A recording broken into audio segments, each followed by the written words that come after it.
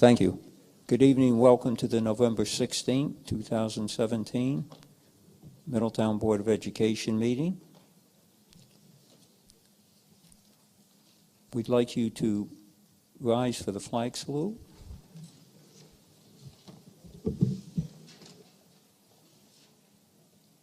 I pledge allegiance to the flag of the United States of America and to the republic for which it stands, one nation, under God, indivisible, with liberty and justice for all.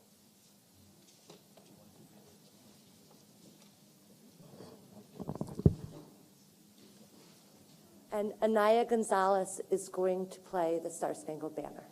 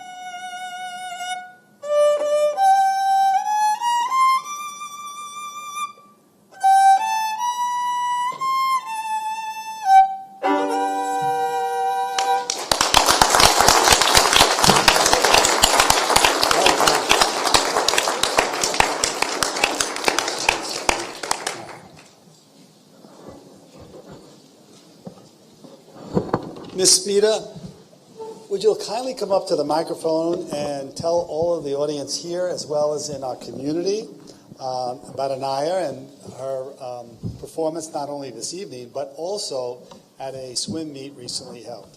Oh, absolutely. So Aniya is a 7th grader at Twin Towers Middle School. She also is a member of the swimming and diving team.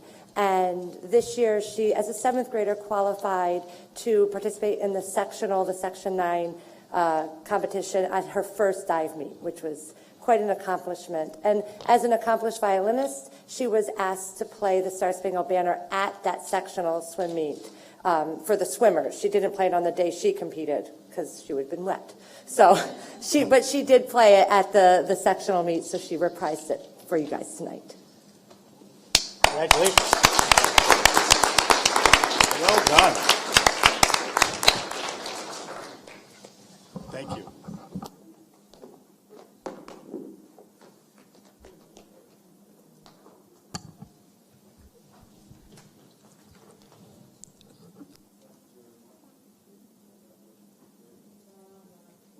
Thank you very much. Very good. As usual, the music department is outstanding. And the children involved in the music department do a wonderful job.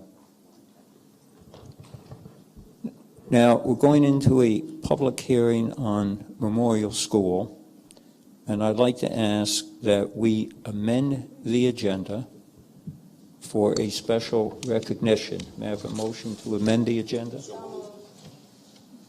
Second. You have that, Mrs. Clark? All in favor? Aye.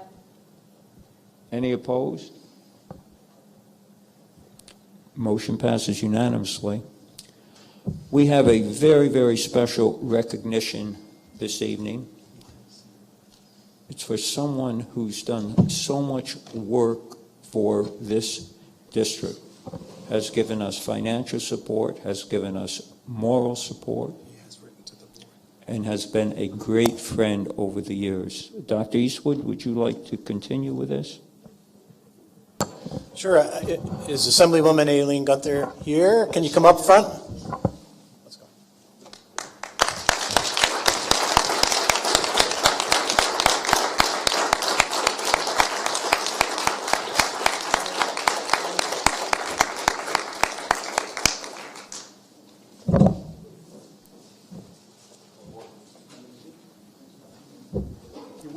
It's all of you guys.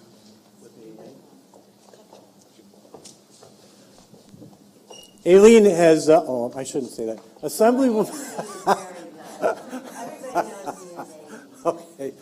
Assemblywoman Gunther, thanks, Mom, has been a wonderful support of and advocate for our children and our school district over the last 13 and a half years that I've been here. And in conversations with the Board of Education, because of that support over many years, and the ability to work with the district and save like after-school programs for us, other types of programs that have benefited our students over the last many years. The Board of Education has decided to recognize her. And this lithograph, interestingly enough, this is actually an actual page out of Harper's Weekly, February 1, 1879. And it's a lithograph of the assembly chambers at the Capitol in New York State. And at the bottom of it, it says, to Assemblywoman Aileen Gunther, for appreciation or in appreciation for all of your support over the years, and November 16, 2017, Middletown City Schools Board of Education. And oftentimes, words alone do not stress or communicate how much we have appreciated your efforts for us and your support of our district. You've been a wonderful advocate for us. And we thought that this lithograph hanging in your office someplace would be very appropriate. And also remind you on a daily basis when you're up there how much you've meant to the Middletown City School District, Middletown City schools, students, parents, and community. So thank you very, very much. Well, thank you.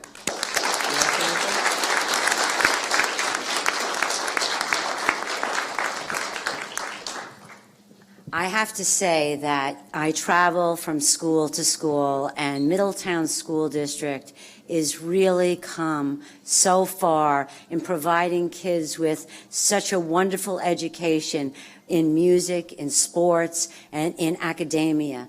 And I've been and seen all the high school and the grammar school, and I'm really so proud of all of the Board of Education and the leaders of this school district, as well as all the teachers, because you know what? This would not happen without all of you. Your graduation rate is soaring, and you know, as I go from school to school, I can tell you, and I know there's parents in the audience, you are so lucky to have Middletown School District. It provides the best education thus far, that I've seen as I've traveled throughout New York State. And even our Chancellor of New York State has been here more than once, and she said the same thing. So let's keep moving in the right direction. You know, I will miss Ken Eastwood immensely. And you know that. I mean, he's been a good friend. And, you know, this job was new to me. You know, I was a nurse. My husband took over for my husband. And so when you're doing a job like this, it's like people that, like Ken Eastwood, that teaches you and drives you and points you in the right direction and educates you about what children need, what teachers need, and what administrators need in order to have a successful school. So I thank you, first of all, to all of you for allowing me to represent you and do something that I truly love. And I'll miss Ken Eastwood. I can't say goodbye to him today, though. I'm going to wait a while. And I want him to stay. I'm thinking maybe he'll reconsider or something like that. But anyway, thank you for this honor, and it means an awful lot to me.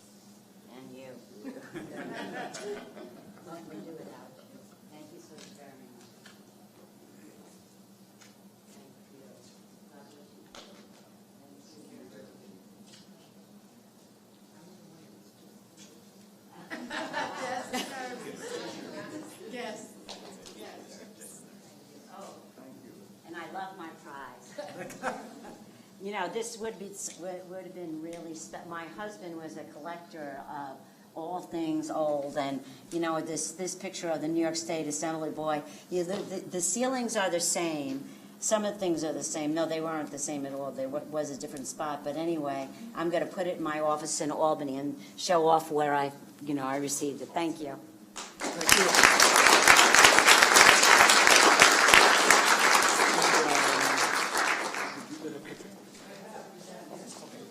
So we need to come up again.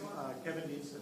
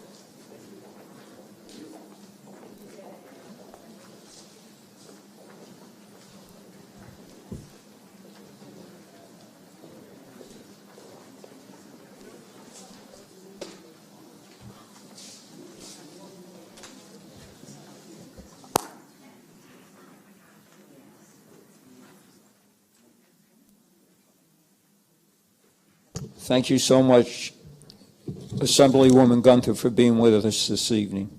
Thank you. Now we'll move into the public hearing of Memorial School. I'd like to call the meeting to order. We've already had the Pledge of Allegiance. Will you please call the roll?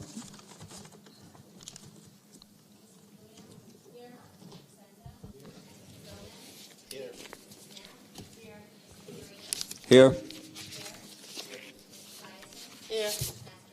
Here. Thank you, Mrs. Clark.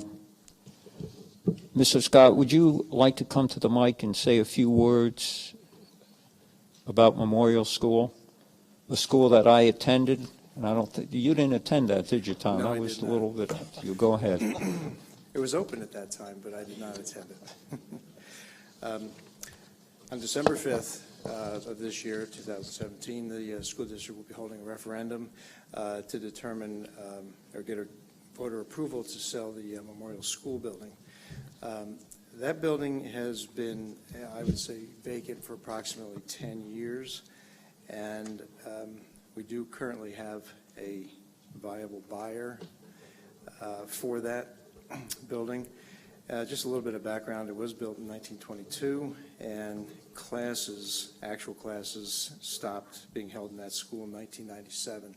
It was used for Teacher Center after that for a little period of time, and it's been closed, like I said, for about the last 10 or 11 years.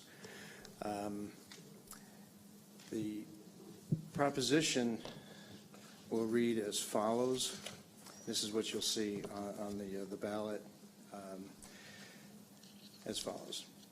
Shall the Board of Education of the large city school district of Middletown, parentheses the district, be authorized to sell an unneeded parcel of real property owned by the district located at 83 to 91 Linden Avenue in the city of Middletown, New York, including the former Memorial School located on that site for the sum of $188,000 pursuant to the specific terms and conditions of the purchase offer on file in the district's administrative offices at 223 Wisner Avenue. If anybody has any questions, any board members, I'd certainly be happy to try to answer them. And obviously, you'll open this to public comment.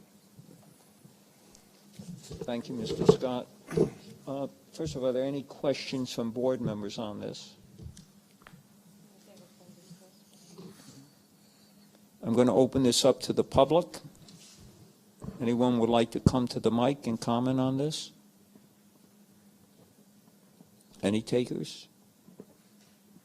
Okay, thank you very much. May I have a motion to adjourn the public hearing? Second. All in favor? Any opposed? Motion passes unanimously. All right, let us move right into the regular meeting. Mrs. Knapp, would you lead us in the pledge?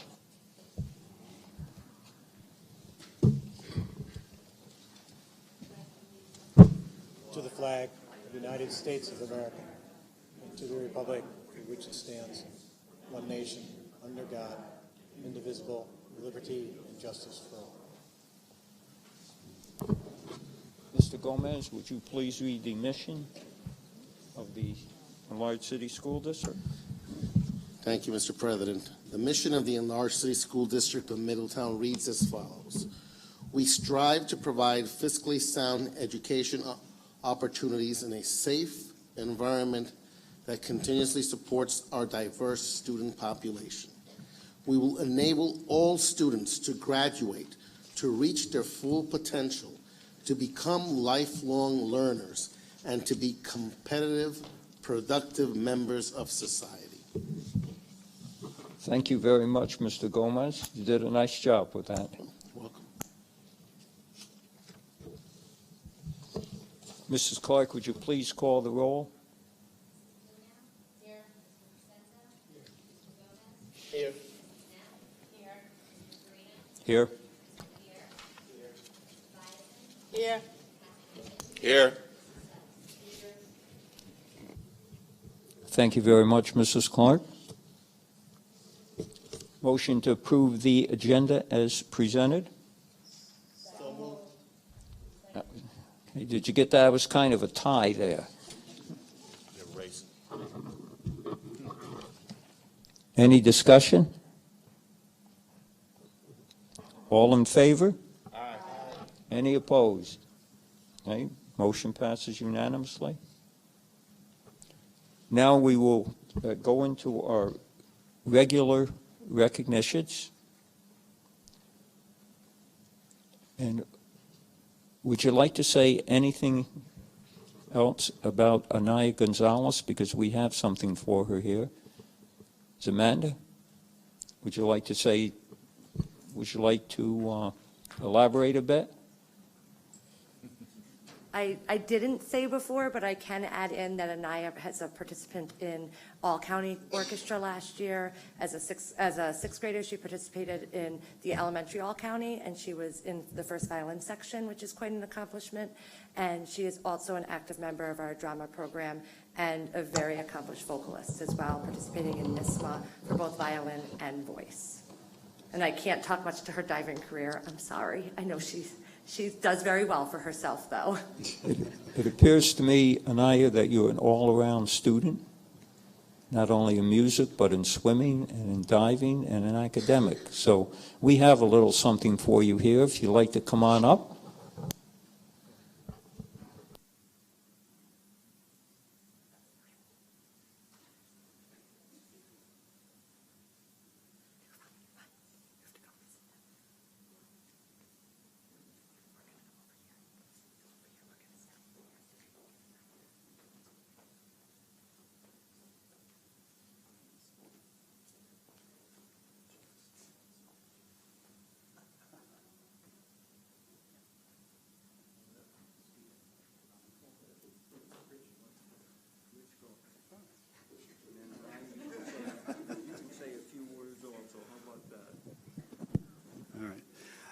I did receive several emails from Aniya's swim coach, and I must say that it was exhilarating reading all of the attributes of Aniya in the world of water, and that it's commensurate with her continued drive and perseverance for excellence. And obviously, I heard and observed the national anthem at the swim meet. There wasn't a person in that whole area, in that pool area, that was talking, that was distracted. everyone's eyes was on Aniya, who perfectly just hit it right on. And listening to Aniya's principal, Mr. Dean, talk about how she is an all-around student, just affirms what we would just said, that she's an all-around student in the area of academia, in the area of music, obviously, in the area of sport. So on that, we want to continue your achievement, and thank you very much for being part of our school district. Thank you. All right. Would you like to say anything? No, you don't have to. No, all right, that's fine. All right.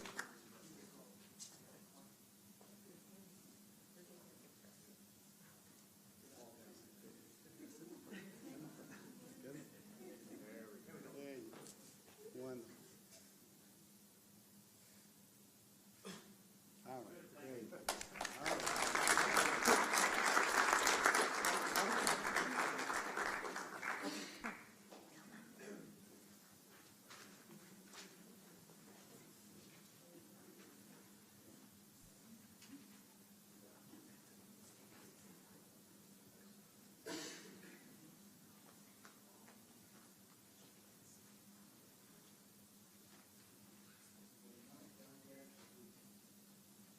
We're not done yet with our recognitions.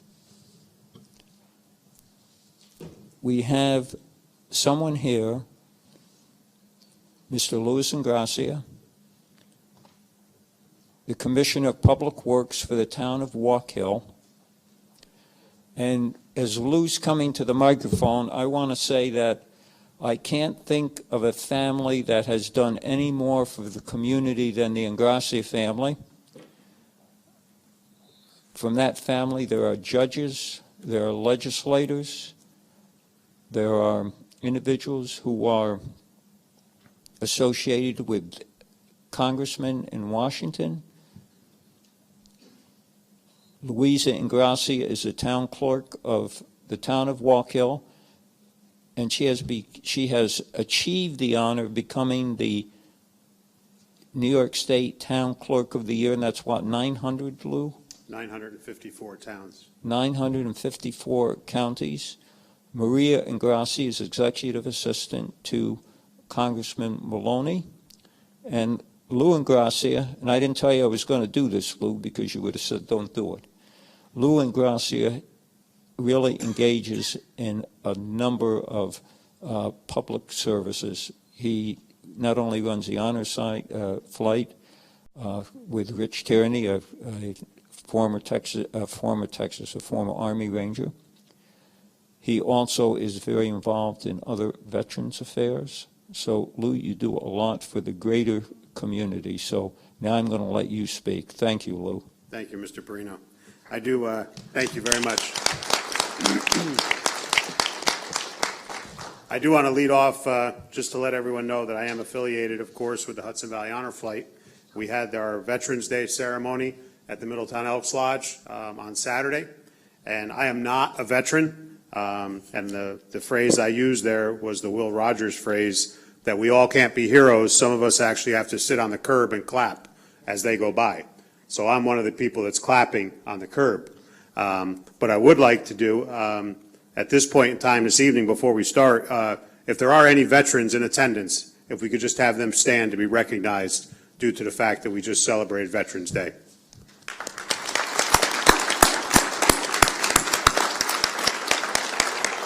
Thank you very much for your service. One of the many hats that I wear as the Commissioner of Public Works for the town of Walk Hill, we also, and I want to give a little story about Assemblywoman Aileen Gunther. We hold an annual 9/11 ceremony, and earlier this year, of course, we held our 9/11 ceremony. It's very solemn. We hold it at the town of Walk Hill Memorial Park on Highland Avenue. And that evening, Assemblywoman Gunther was on the dais, of course, because she never misses a town event. And we had the unfortunate incident that a child was hit by a very slow-moving vehicle, thank God. And the first person off of that dais to go help that child was Assemblywoman Gunther. She was a nurse in her former career, and she always tells me, don't say how many years, because that'll give it away. But ultimately, She's not I don't, and I hate to use the phrase, your typical politician. She's a person who gets things done, and she's a person who steps up and really helps out. So Aileen Gunther knows that I was going to tell that story tonight, but I think everybody needed to know that. But that's the kind of woman she is, and that's the kind of representative she is. To get to the Hudson Valley Honor Flight and its affiliation with the Middletown Elks Lodge, we have, for the past 7 years, been holding a fundraising dinner at the Middletown Elks Lodge in honor of the Hudson Valley Honor Flight. The Hudson Valley Honor Flight is a program where, through donations made, the goal is to get, number one, all World War II veterans to Washington, D.C. to see the memorials that were created in their honor. Secondly, the goal of the flight is now, as we go on through time, they have flown over 1,000 World War II veterans over the past 9 years. We're at the point now where we're losing our World War II veterans. The most recent flight, which was held just a couple weeks ago on the 4th of November, there was 11 World War II veterans on that flight. There were 72 Korean War veterans on that flight, and there were 2 Vietnam-era veterans on that flight. The goal of Hudson Valley Honor Flight is to continue the tradition which started with World War II veterans, to go through the Korean War veterans, Vietnam era, right up as far as we can and as far as it needs to be. Most of these ladies and gentlemen would not have an opportunity to go to Washington to see these monuments that were created in their honor. And the Hudson Valley Honor Flight, when it was created, it's a one-day trip. They start out at 5:30 in the morning at the ShopRite in Vales Gate. They load up at 7 a.m. They're chartered buses to Stewart Airport, where they receive a hero's welcome in the morning. They get on a flight to Washington, D.C. When they land in Washington, again, through a police escort on several short line type buses. They don't stop for red lights. They don't stop for anything. They make it to the World War II Memorial. They make it to the Korean War Memorial. They make it to the Vietnam Memorial. If there is time, the Iwo Jima Memorial. And then they cross the border into Virginia for an evening dinner, beautiful buffet at a Marriott down there. And they always have a real impressive speaker. The year that I went on the flight, we had the chairman of former Joint Chiefs of Staff gave the speech that night. So ultimately, the goal is to continue to raise money and get these veterans to Washington, D.C. For the past 6 years, the Middletown Elks Lodge has held a fundraising dinner to facilitate that. And over that time, we've contributed somewhere between right around $14,000 collectively to continue the mission. And every year when we do that, we always get the assistance, of course, of Mr. Perino, who doesn't miss a thing, and we really appreciate it. And Mr. Perino always goes out and he requests the assistance of students from the Middletown School District. So once again this year, we had that assistance. What I would like to do at this time, we have certificates of appreciation from the Middletown Elks Lodge that will be presented to all the students that assisted. If those students are here, of course, we'll present them with their certificate. And if not, we will present the other certificates to the leaders of their group, and they can take them back. The first certificate I would like to present actually is, excuse me, this certificate goes to a young man who volunteers actually pretty much on his own through Boy Scout Troop number 157 in Middletown, New York, and he has done this for several years. Again, somewhat not affiliated with the school district. He is a student here, but he steps up to the plate all by himself, and he hasn't missed a dinner over the past several years. So I'd ask for Aiden Brady to please come forward.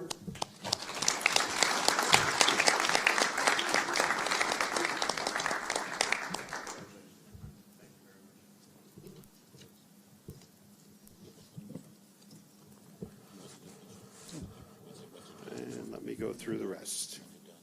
You can have a seat, buddy. Thank you. We have had the honor for the past several years, of course, of having the Manhattan National Junior Honor Society help us under the direction of Michelle Ibarra. And Michelle is unavailable tonight, but one of their leaders, April Moran, is here. And Ms. Moran, thank you very much for your assistance.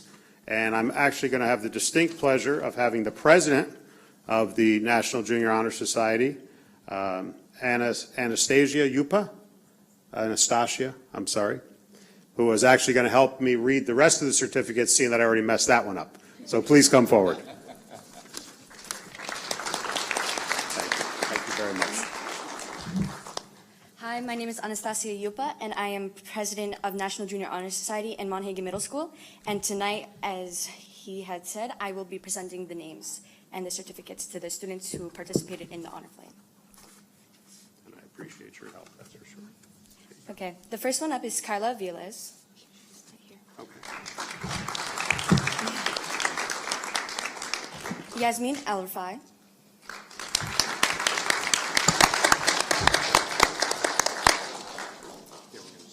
Abigail Gomez.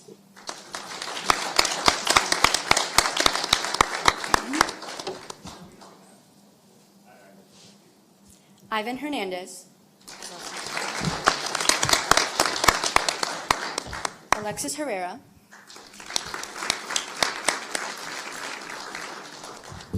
Kimberly Kelly. Talia Martin. Brandon Mays. Jalissa Ocasio. Also not. Clara Ornelas Lara. I don't think she's here. No. Jalen Pitt. Natalie Rodriguez. Patricia Sakor Blama. Dejanelle Sandcroft. She's not here. Alexandra Taggart. Aniya Williams. Janiyah Williams. She's not here. Madison Witt.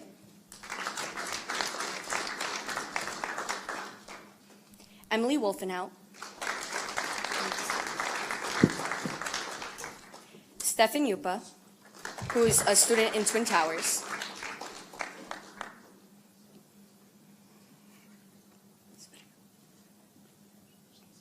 And I myself, Anastasia Yupa.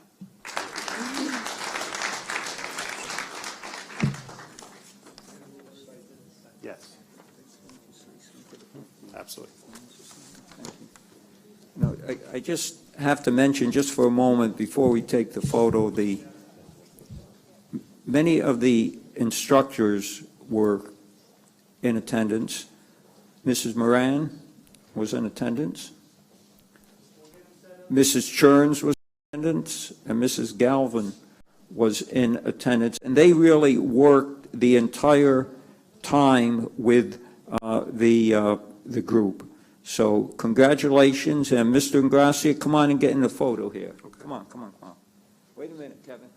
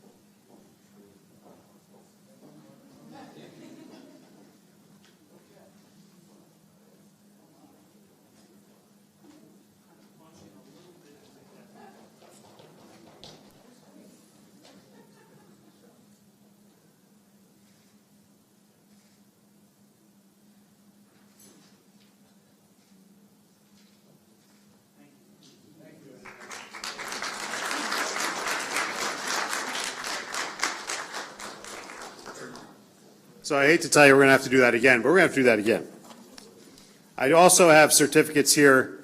We also had assistance once again from the Middletown High School NJROTC. And I would like everyone to please know that the NJROTC, of course, has also assisted us for numerous years.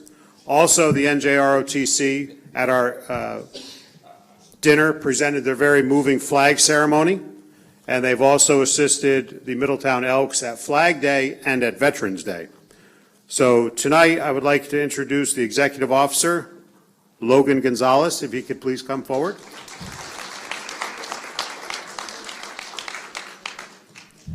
And I would like for E.O. Gonzalez to please read the names of the certificates. Thank you, sir.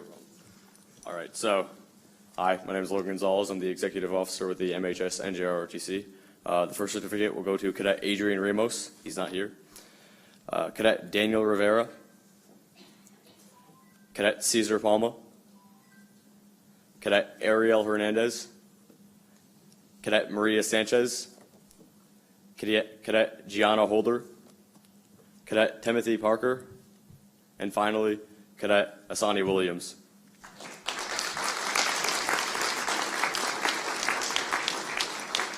Thank you.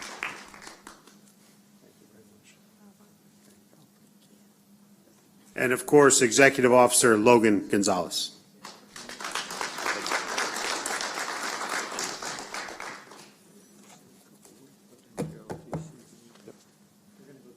No, for the people who aren't aware of this, the NJROTC unit has over 150 members.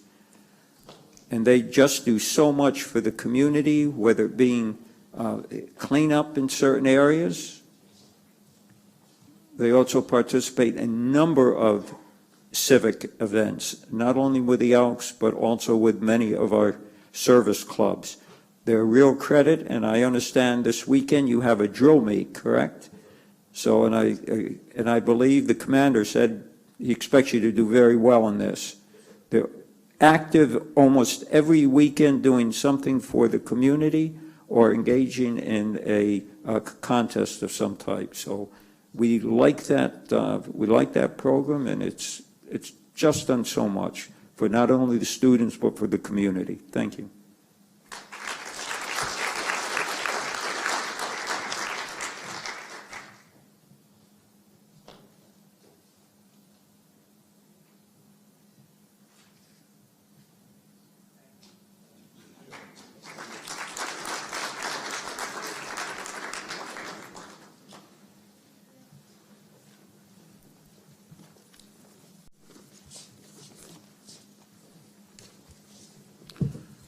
Mr. Perino, if I may, I do have to excuse myself. We have a town board meeting tonight at 7:30, so I'm heading out to that. But I would be remiss if I didn't say that each time that I come to the school board meetings, I used to come pretty regularly back in the day, but ultimately, typically before I come here, you get home, you have dinner, you unwind, you turn on the news, and you see everything that's wrong in the world. You really do. And when I come to these meetings and I see the youth that we have in Middletown, I see the leadership that we have in the Middletown City School District, and I see what they do for our community and the path that they've taken and the direction they're taking, it really reinstills everything that's right in the world. And I think it's an honor. I always say MHS Class 84, you can do the math on that. Proud parent of two very successful graduates, one who just graduated college out of Casnovia, and my daughter is at SUNY Orange in her second year there. So I always say that I'm very biased when it comes to the Middletown City School District, but ultimately it's amazing what happens here. You folks are doing amazing things. The instructors, the teachers, the students, everybody involved is doing amazing things. We are so glad in the town of Walk Hill to be part of that team. We will continue to be part of that team. Dr. Eastwood is my buddy. It's going to be a shame to see you go, but I certainly understand, where you're going and why you're going, and the magnificent job that you have done with your team that you've assembled over the past 13 years here is to be ultimately commended. I can remember 4 or 5 years into your tenure, I was telling you at meetings, I don't know why you're not filing resumes up and down the Eastern Seaboard, and I'm just so glad at this point in time that you did not do that. But again, to everybody who has a hand in the Middletown School District, from the folks that clean the building to the guy who signs the checks, God bless you all. You do a great job, and I'm glad to be part of your team. So thank you very much.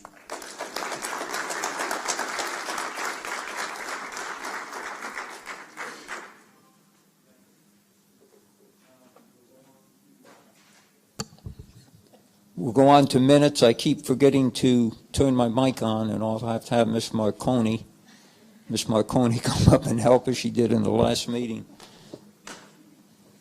But let's ask for approval of the minutes of the regular meeting of November 2nd, November 8th, and a special meeting of November 15th. May I have a motion to approve?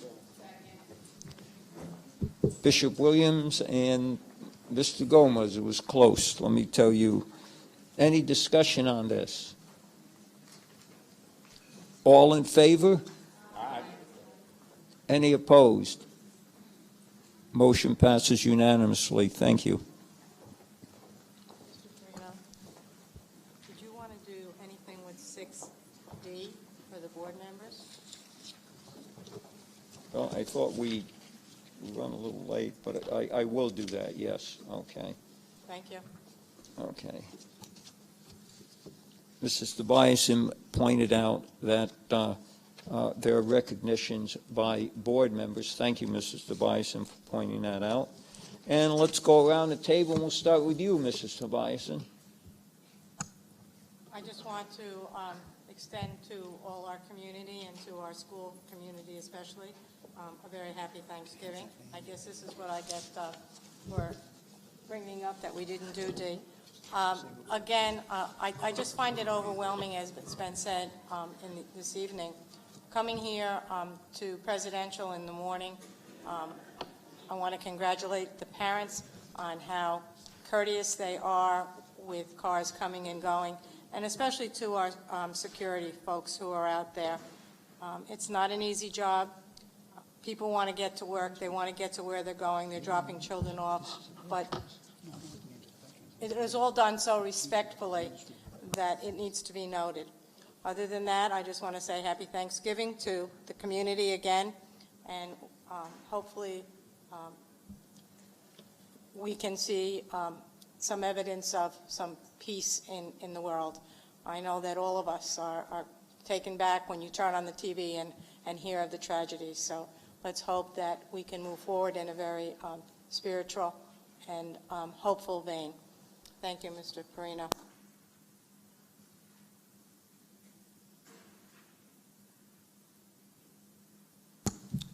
Thank you.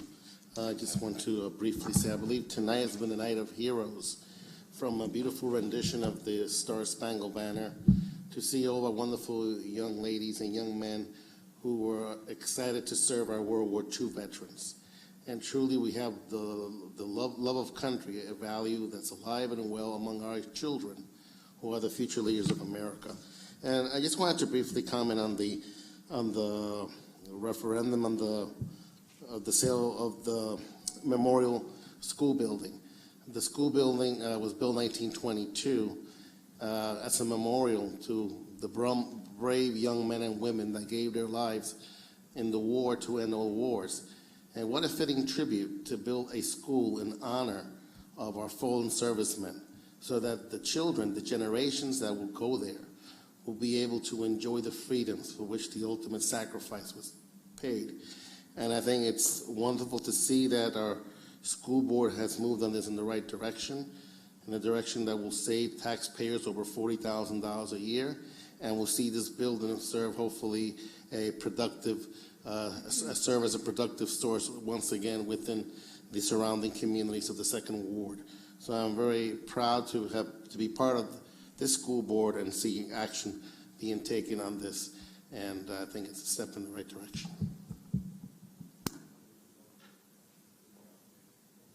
Mrs. Knapp.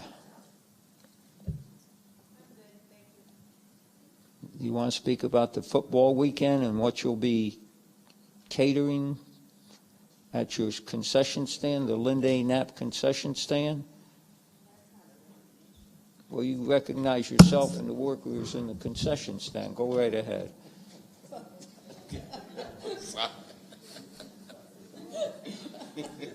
This weekend is the semi-state football. I'm not even really sure exactly what it's called, but it's like the Northeastern football games, right? state semifinals. That's it. We've done so many, I can't tell you where they are. You know. So there is a lot of football, very competitive. So, is that me? So if anybody wants to see a couple good football games, of course the weather doesn't look so great.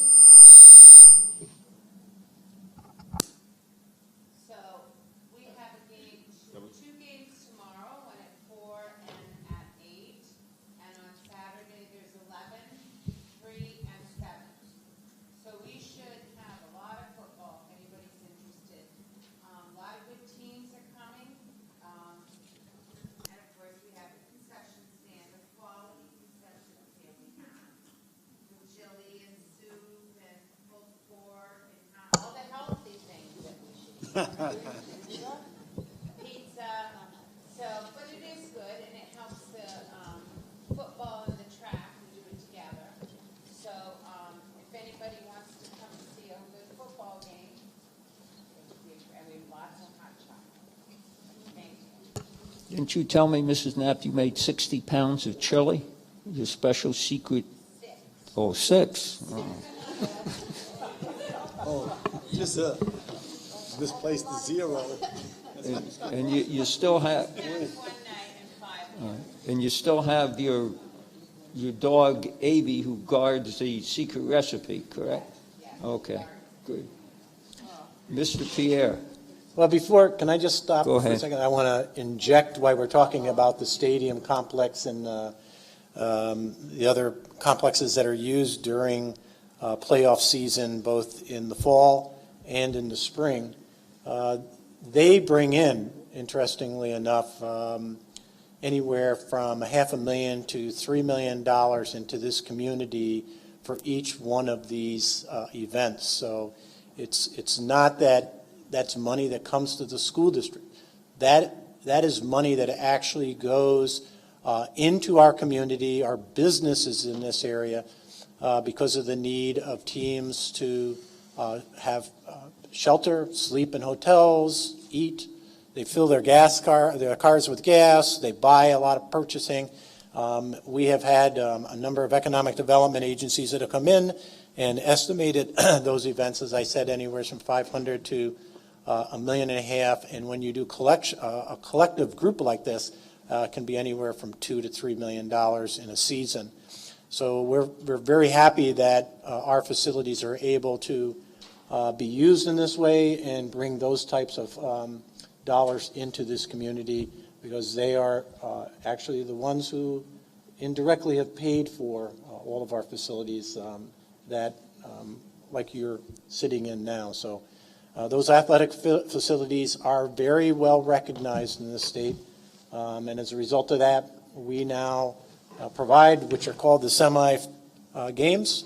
Are the winners of these games will go to the Dome and play the finals. I will also say that next year, not this year, but next year, in the spring, we will have, for a second time, the New York State track meet finals here, which will bring in over 2,000 students alone for a weekend into our community to participate and do all the finals around the track competition. So we still have the soccer finals for the boys. We'll be picking up lacrosse again. So it's a very active time for us, and we were very happy to get these semifinal games here because it's a really big deal. A lot of people, a lot of press comes into this area because of that. So we have a great group of people that take care of these facilities as well and do a wonderful job. And I will say there's now 2 newspaper articles, one in the Albany area and another that went statewide, that basically stated that a prime reason why our fields and venues are selected is not only because of the venues, but because of the people who work these venues from Middletown School District. So our people, once again, are raising to the top and are really bringing a lot of positive perception about who we are as a community and a school district. So I just wanted to make that that clear that there's a lot of funds, like money, dollars that come into this community because of those facilities.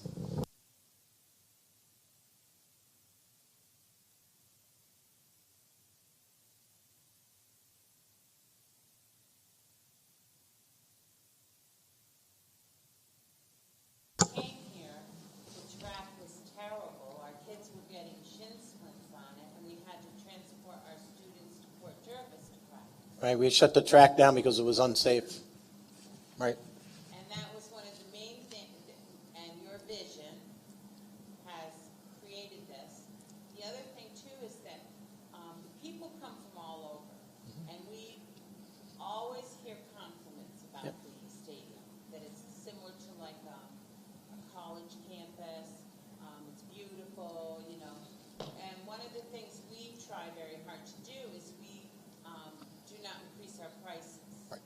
I know that sounds weird, but we are there to make money, but we do not want to charge $5 for a hamburger or $5 for a hot dog. So we've kept the prices down over the years, and we're still able to make a profit and serve different types of food that, we do quesadillas, we do all kinds of things. So it really has worked out well. Yep. But thank you. Yep. Thank you. Thank you again, Mrs. Knapp. Mr. Pierre. Thank you, Mr. President.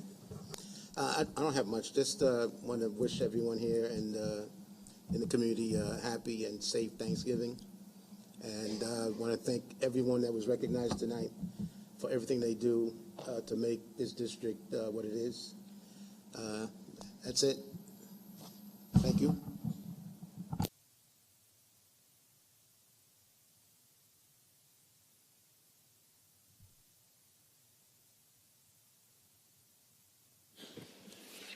Well, good evening, everybody. Well, firstly, I want to say I had the privilege of attending the Orange County Leadership Prayer Breakfast this morning, which was spearheaded by County Executive Steve Newhouse. The room was full of leaders from all around the county, from all different walks of life, military,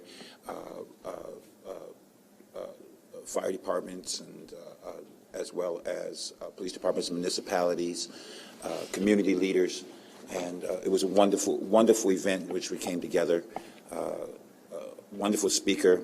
I'm going blank right now since I've been up since 4 o'clock this morning. I'm going blank on the name, but wonderful speaker who spoke, and so I just wanted to acknowledge that. I also want to acknowledge that on Saturday, November 18th, there will be a Stop the Violence walk. Many of us remember that earlier this year, one of our graduates from Middletown High School was shot and murdered on Walk Hill Avenue, Corey White. And so his family, as well as many others in the community, are sponsoring a Stop the Violence walk. I'm really glad that it actually made it into the newspaper. There's so many times that we put so many negative things in the media. The media has a way of stressing all of the negatives and all of the different things that are going on, and very rarely do they stress the positive things that are going on in the community. I'm really glad that at the last minute that it did make it into the newspaper and that it's now making it into other areas of media. But the walk will begin at 11 a.m. at 17 Walk Hill Avenue, which is the location of where the tragedy happened. The walk will commence for half a mile from there, from Walk Hill Avenue, and will end at the St. Paul's Methodist Church, which is right across from the police station, Middletown Police Headquarters. And there will be several speakers that will be speaking about stopping the violence. I think it's a very positive thing for us to get involved in. This is our community. This is our city. Aside from the schools, these streets belong to us as residents and as people that are involved in this community. And I think it's very important that we teach our young people that they do have a voice in stopping things that have negative impact in everyday life. And so I want to encourage you to, those of you that can, to come out on that day. Again, that's Saturday, November the 18th. The walk starts at 11 a.m. Again, that's 17 Walk Hill Avenue. And it will be ending at St. Paul's Methodist Church. Now, lastly, on a good note, thank you everybody for coming out, and I'm sure that Mrs. Sucks will talk about that as well, but thank you everybody for coming out and supporting the Wizards basketball game. It was a wonderful event, a packed house, just a good night,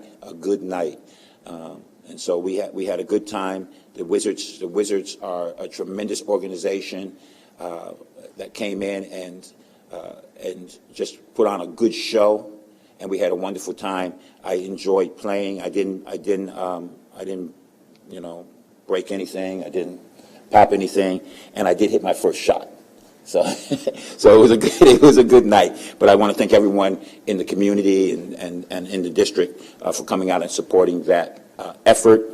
All the monies that come in from that will go toward the, if I'm not mistaken, the all-night graduation party. It'll go toward the all-night graduation party for our seniors in June, and so we're grateful as a parent now of a high school student and working with the different PTOs in 3 different schools. I'm grateful that you all supported that. Our students are worth it, and so we must continue to do what we got to do to make sure that they have what they need. Thank you. I'm done. Have a good night. Nice lead-in from Mrs. Zucks. Keisha, go right ahead. Yes, thank you.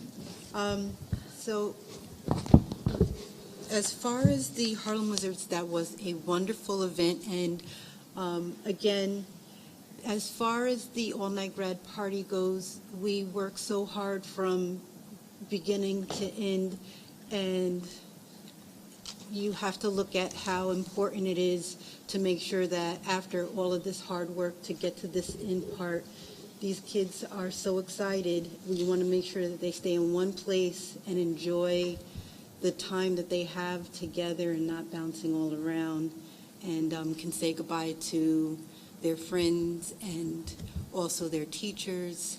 And we don't wake up the next day with any tragic stories of any sort after they worked so hard to get to this point. So it's so worth getting and taking the time to raise this money. So we did do a good job. Once we get the numbers, we will make sure that we let everybody know. And we thank everybody for raising the money that they did.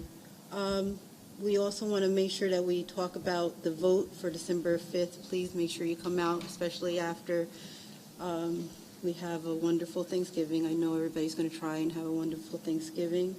I wanted to thank everybody because we did have board recognition, and I wanted to say thank you for the T-shirts that we got. So thank you. Yesterday, I went to the open house over at the high school, and I wanted to just make note that I couldn't believe how, like, even though I'm always there, but I did my son's schedule, and I know I only sat down with the teachers for a few moments, but the time just seemed like it wasn't enough because the school just seemed like it was so big. I was like, oh my goodness. So I was so impressed that so many teachers are like, the kids get to their classes on time.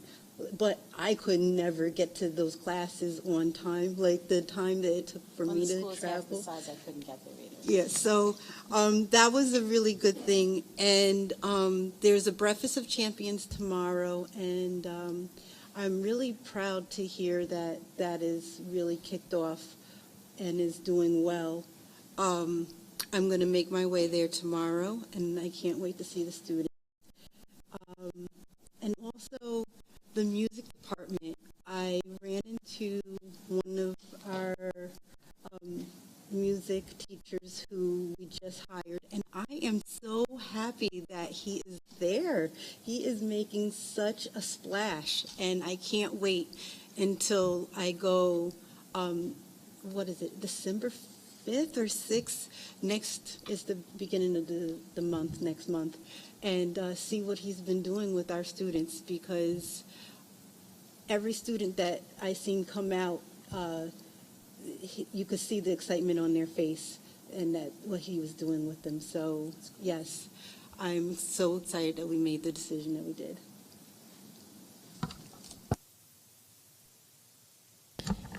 Thank you. I wanted to just take a moment to send our condolences to our neighboring school district in Monroe. They had unfortunately, a recent suicide of a 14-year-old high school student, and who has an older sibling in the school. Very unfortunate, and when we hear about our neighbors and things happening in our close neighbors' school district, we are reminded that we should be kind to each other, and if we see something, we should say something. If we have a concern, if we talk to a person, talk to a child, or kids talk to each other, take their words seriously, be aware. Just take a look. You can Google suicide prevention and just learn some signs. But mental health is unfortunately a major issue with our young impressionable minds. So take care, and just be aware. So I send our condolences to our friends in Monroe. And just want to wish everyone a happy Thanksgiving with their families. My family's coming in, so I'm very excited. Both my children are coming back to Middletown. They don't come back too often anymore. It's unfortunate, but they're busy, and so they look forward to coming home and taking a look around and connecting with their friends. And so I hope that, and I know that all the kids do, so safe, also safe for them, and a happy, healthy Thanksgiving.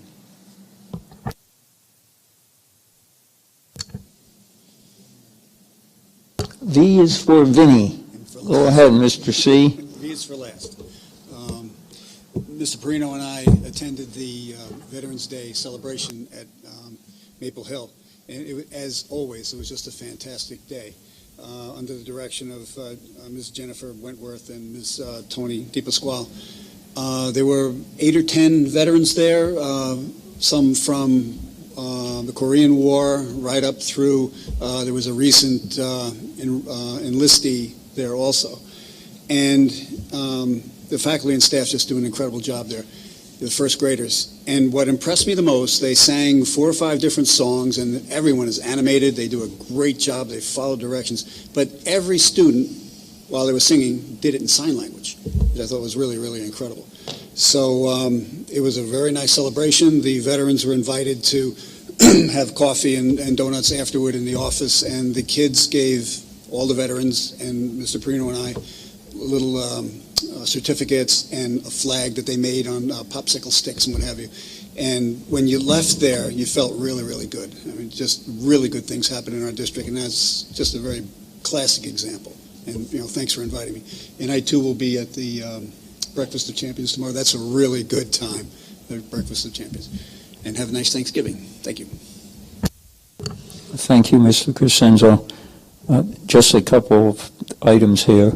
Mrs. Zuck spoke about the new music teacher, and were you referring to the band director, Guy Johansson? The marching band director? There's 2. We have the piano, guitar, and then we also have. Okay. I talked to both of them, and I was both of them. They're both doing a wonderful job over there, and the parents because I made sure. I love the music department. My daughter was in the music department, so I wanted to make sure that I went over that way when I was there to see what was going on. So, yeah, and talking to the parents and the kids. They were just. Now that you bring it up, the marching band, under the director, Guy Johansson, they will be in the holiday parade, and that is the day after Thanksgiving, Friday. Step-off is at 6:30, and setup is at 6 o'clock. They set up the Garcia's Market, so they will be there along with some of our other organizations. So Everybody was very inviting. I was so taken back. I was so happy. thank you very much for those comments. Also, the superintendent and Mrs. Knapp talked about the field, and I'll tell you, this past weekend, a great weekend, the soccer tournament. I have to give credit to Dave Coates, Kevin Gleason, our new person, Jim Osborne, and Mike Andrews. It was just fantastic from the opening ceremony to the closing bell. Our food service staff, Debbie Delaney, Lauren Burr, and the high school folks, Georgie Irizarry, and others, they did a great job. They provided a buffet, and you'd be hard-pressed to find a better one in a restaurant around here for the students. And I asked numbers today, and I was told almost 5,000 spectators attended.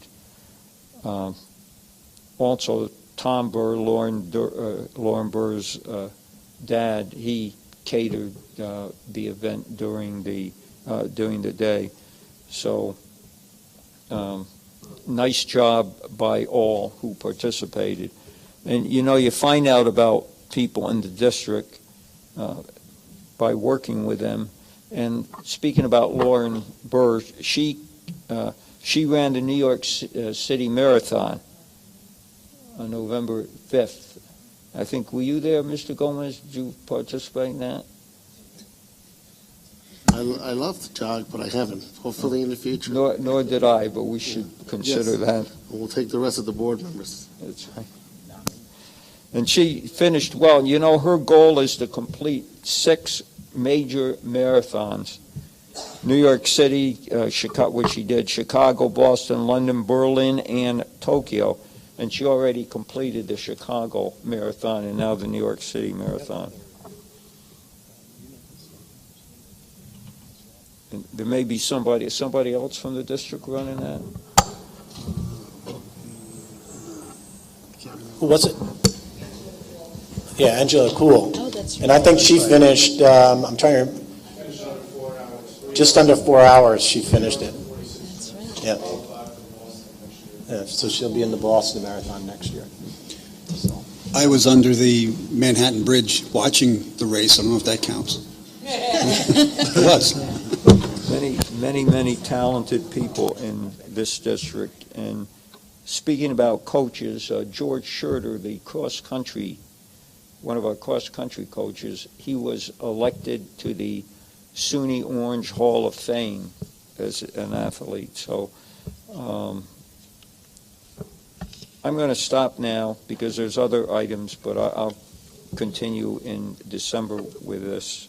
So I'm going to move that we go on to the meeting, and the next we have, did you want to say something? Yeah, I'm sorry. I had received the correspondence, I should have included in my remarks, from the city clerk of the city of Middletown, letters addressed to the state Senate Majority Leader, Speaker of the State Assembly, Chairman of the New York State Transportation Board, and I believe also to the Governor, informing them that the Common Council did pass a resolution urging amending the vehicular traffic laws to increase penalty for passing a stopped school bus, which will require revocation for a second offense. So I think that's something that we could all feel proud of, that the Common Council has taken action and send a message to Albany that to pass legislation that if you pass a school bus while children are boarding or onboarding, there will be more severe consequences. And I urge the public out there to keep sending their messages to their state legislatures to get this law passed and make sure that our children are free from harm's way while going to and from school. And I believe in January, we are going to pass a resolution supporting this also. Great. I don't think anybody can be in disagreement with this. And if you talk to some of the law enforcement personnel and the Dan Higby of Mid-City, this is a problem. It's a problem right in our area. It's not it's not that it doesn't happen. It does happen in significant numbers. Thank you, Mr. Gomez. Now we come to opportunities to address the board. And if you'd like to address the board, please sign in at the podium. You have 4 minutes, and we do not dialogue with the participants at the podium. Please identify yourself and sign in. Thank you, Mr. White. Yes. Hi, well, how you doing? My name is Christopher White. I'm the president of the Middletown Teachers Association. Just give me a second here.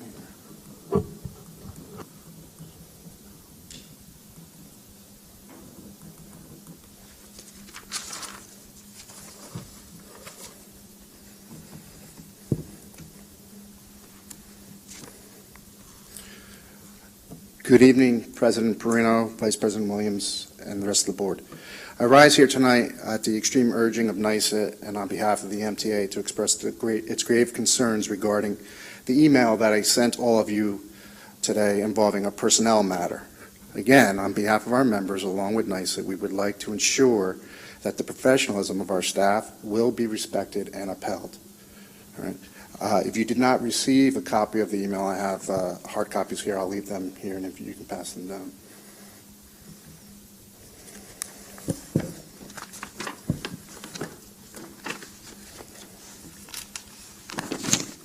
Thank you.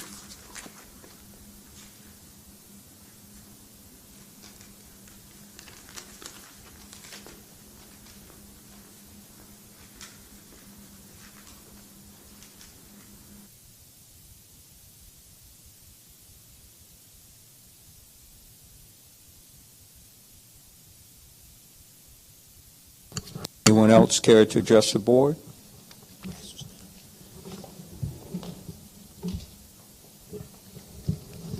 Thank you. Are there any letters this evening, Mrs. Clark? No letters? Thank you very much. Now on to personnel action items. Approval of a memorandum of agreement with Middletown School Administrators Association. Okay, now I read this. Motion to approve the Middletown memorandum of agreement with Middletown School Administrators to add the title of Director of Special Education to the bargain unit as presented. We had a first and second on that. Any discussion? All in favor? Any opposed? Motion passes unanimously. Thank you.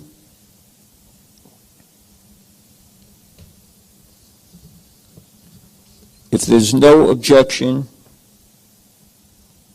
we will approve personnel memorandums 11A, 11B, 11C, 11D, and 11E, which were all in board docs. May I have a motion to approve this? Any discussion? Just curious. Is there a reason for 11F not being included in that? Or did I miss something? 9F, sorry. I mean 9F. He did say 9F. He said 9. He said 9. C, D, E. Okay, sorry. My hearing must be going. Didn't hear the F. Thank you. May I have a motion to approve? Second. Second. Any discussion? All in favor? Aye. Any opposed? Thank you.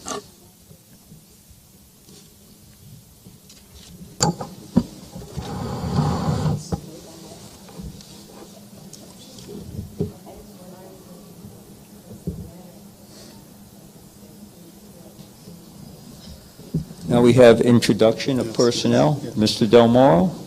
Thank you, Mr. Marino, members of the Board of Education, Dr. Eastwood. It's always a pleasure to recognize promotions within our school district and organization. Tonight is no exception to that. So I'd like to congratulate Ms. Marconi and ask her to come to the microphone as our Director of Special Education as we reorganize our special education department. Okay. Ms. Marconi. Ms. Marconi comes to us from prior to her 4 years working here in the district as an instructional leader at the elementary level for special education students and teachers. From the state of New York Department of Education as a regional associate. Prior to that, she worked as a special education consultant for the Northern Westchester BOCES in Yorktown Heights. And prior to that, she was a teacher of special education. Children are her passion, and growth is her goal. And we welcome her in this new capacity to continue building upon the successes of our dedicated staff in this area of special needs students, and I know that we will move forward in a positive direction. Ms. Marconi? Thank you. First, I want to thank you for allowing me to serve the district in the capacity of instructional leader for special education. As I've worked over the last 3 years to oversee elementary special education, I also want to thank Dr. Eastwood and Mr. Del Moro for continuing to challenge me and grow me professionally under their leadership. I continue to be committed to this work, to identify and provide the necessary support, services, and programs for students of Middletown in order to provide access to all of the rich opportunities that Middletown offers. And I want to thank you for considering me for this position in this capacity and to continue your good work. Thank you. Congratulations again. Introduce your team. Thank you. Go right up to the mic, and as you do this, why don't you? I know. Why don't you? Remember, you turned mine on the last off and on. Why don't you call your members up? Absolutely. As you introduce them. So we have Nicole Tagney, who's the assistant principal for special education. And we also have Rachel Coons, who's the instructional leader for secondary special education. Very excited to be leading the team. Thank you. And Liz Bowler is also here. Thank you. I thank Mrs. Bowler for coming for moral support. Thank you. Continuing with congratulations is Special Education Night tonight, I suppose. It is a great pleasure to introduce our newest special education teacher at Monhegan Middle School, Ms. DeYoung, and we're going to ask her to come up along with her principal and assistant principal and her instructional leader for special education secondary, Ms. Redonia, Ms. Schreiner, Ms. Kuntz.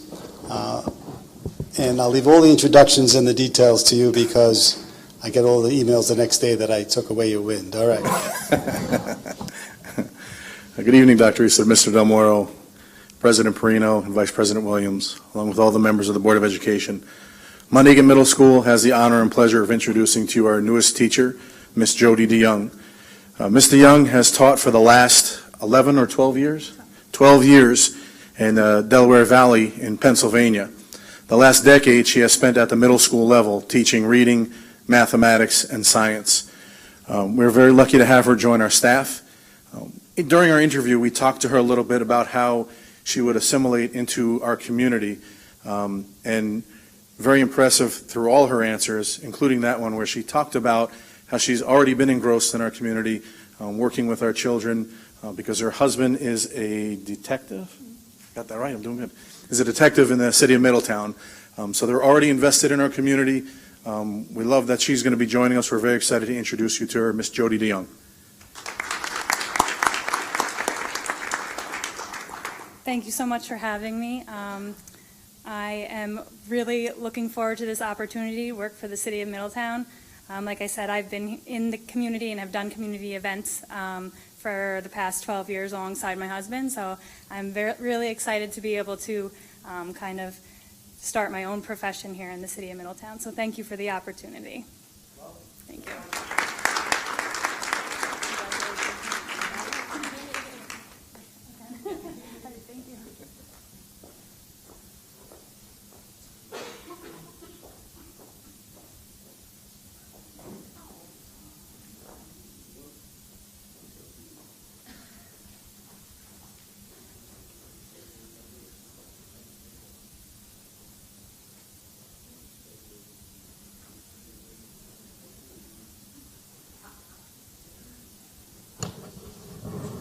You know, around this table, we sometimes have a little bit of fun, but we're serious, very serious about academics in this district. And unfortunately, our superintendent, who has won a number of honors and has done a number of great things for the students and the faculty of this district, has put in his letter of retirement. But we want the, quote, good times to continue. And we are all in support of this. We want the opportunities for the children, for example, of Mr. Gomez, Mr. Pierre, Bishop Williams, Mrs. Zucks, and all other children in the district that have the same opportunities as the children have been having in the past. Now, we're not magicians here, but we're going to do our best to accomplish this, and we're going to do our best to employ a very, very strong instructional leader. And Dr. Eastwood has a plan to hopefully allow us to continue this strong academic program in the district. Thank you, Dr. Eastwood. Yep. Just wait till the slides are ready. Maybe. So this is the art of using technology in education. It's creativity and patience and problem solving. And it's not on the part of the speaker this time either. There we go.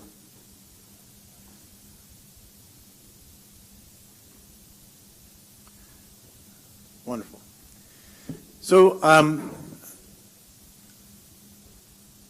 all set? Okay.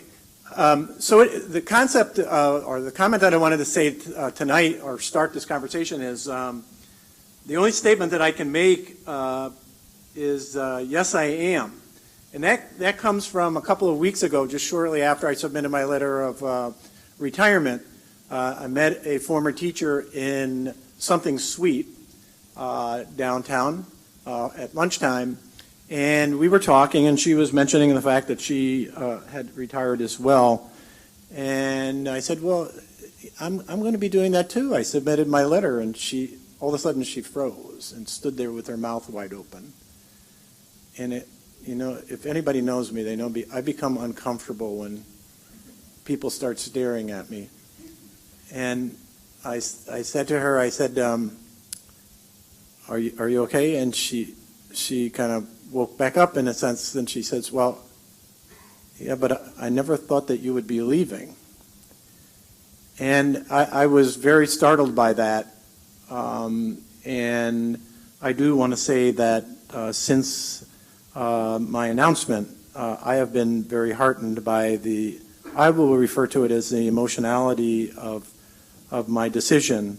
And the reason for that is I really need to come back and have a conversation with people. Don't focus on me, focus on this community, the parents, the teachers, the staff, and our administration and Board of Education, because those are really the people that made this all happen. I have a cliche statement that I usually make when I'm talking about leadership and how we've gotten to where we are today. And it's really quite simple, and it's the implementers are the real heroes. Yes, leadership is important. Setting a vision is important, and working through some of the difficulties are important. But those who implement the programs, those who implement the vision on behalf of our kids, and those who support that implementation, our community and Board of Education, those are the heroes and the people that have been able to work through where we were in 2004. And many people, interestingly enough, don't remember where we were in 2004. We were in real tough shape. And I remember that when I drove up for my final interview, my wife was with me. And she's an educator as well. She was an elementary teacher, and then she became a teacher of visually impaired for a number of years, and did that, and decided she wanted to go back and do something that she loves very much, which is around literacy, and she became a literacy specialist and taught at Valley Central for, I think, 11, 12 years before she retired last year to be with our girls, because she didn't want to be the other grandparent. And I want to say that this community has an enormous amount to be proud of. When I came here 13 and a half years ago, it was a very dark time, I think, for this community for a whole host of reasons. And when we drove up to the driveway, there was a particular teacher from the high school who was out with his class picketing the Board of Education building. And I was kind of stunned by that, that event, for a whole host of reasons. One as a leader, one as an educator, and all the other things that surround that. And I remember my wife's comment to me, and because she was, interestingly enough, somewhat afraid of what she was seeing. And her comment was, "Are you sure you really want to do this?" And that was kind of a startling moment in my time.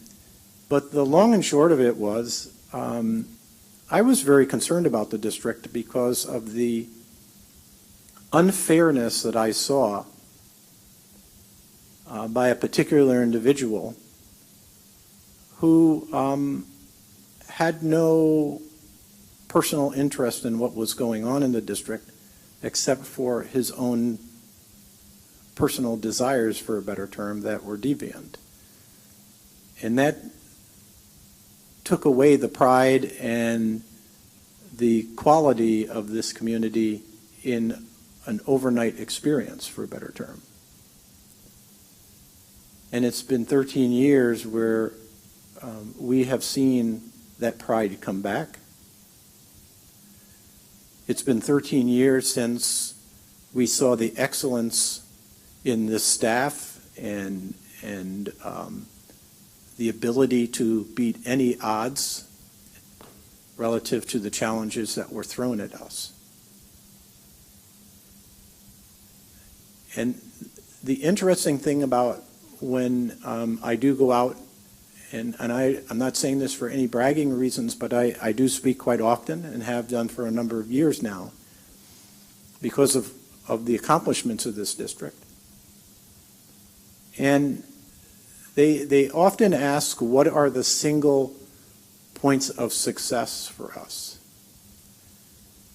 And there's only one single point of success, and that is that everybody involved in this educational community and community at large was always focused on kids.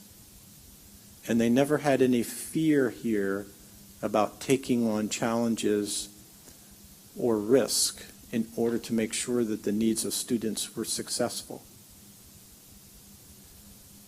So,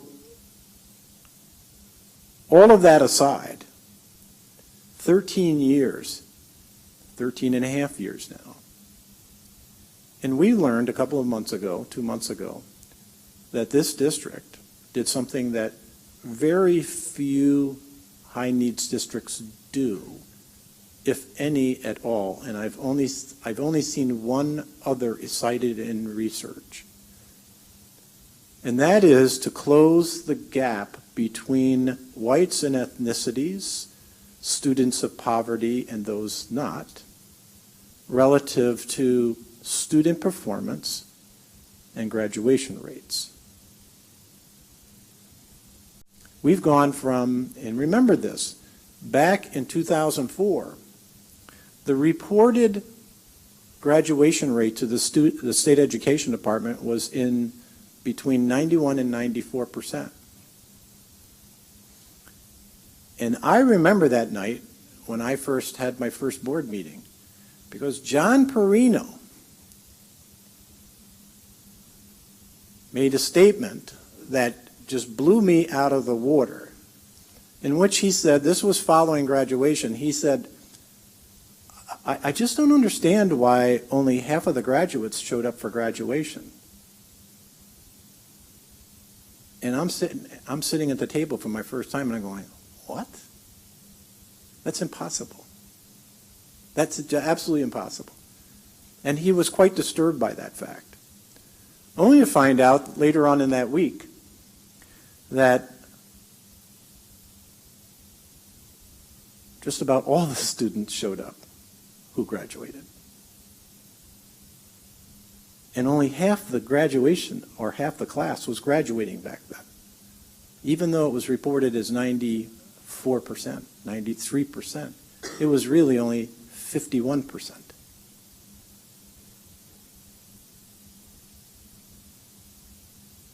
Then later on, we found out a few other things, and as Vinnie Crescenzo used to say during that period of time, stop turning over rocks. But you know something? This community was bold enough and strong enough to uncover everything and put it under the light so everybody could see what reality was and say, let's move forward. If they had not done that, we wouldn't be where we are today. So this community and this school district has beat the odds nationally. We're nationally recognized for that. Very few districts have ever done what we have done over 13 and a half years. And now the question is, because I have received a number of calls, board members have received a number of calls of concern from parents and other community members about the continuation of the progress of the school district.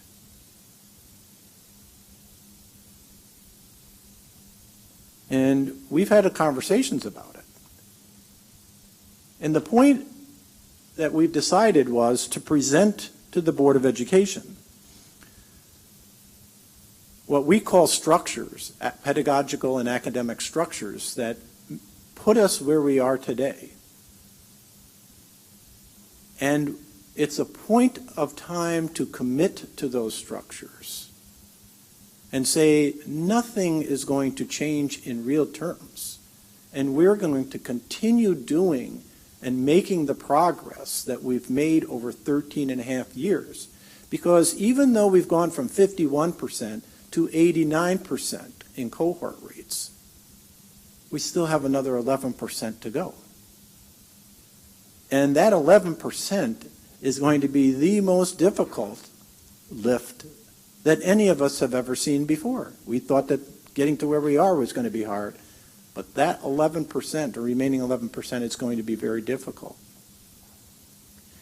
So what we want to do tonight is we're going to go through what we refer to as our pedagogical and academic structures. And those are the structures that we're asking the Board of Education to commit to. So from this point forward, in essence, we are going to commit, hopefully,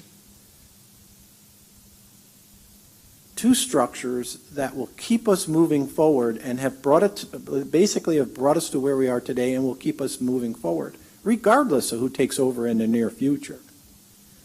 And it gives us something to take a look at. And by the way, the slides, the photos that you're going to see are our own kids, by the way.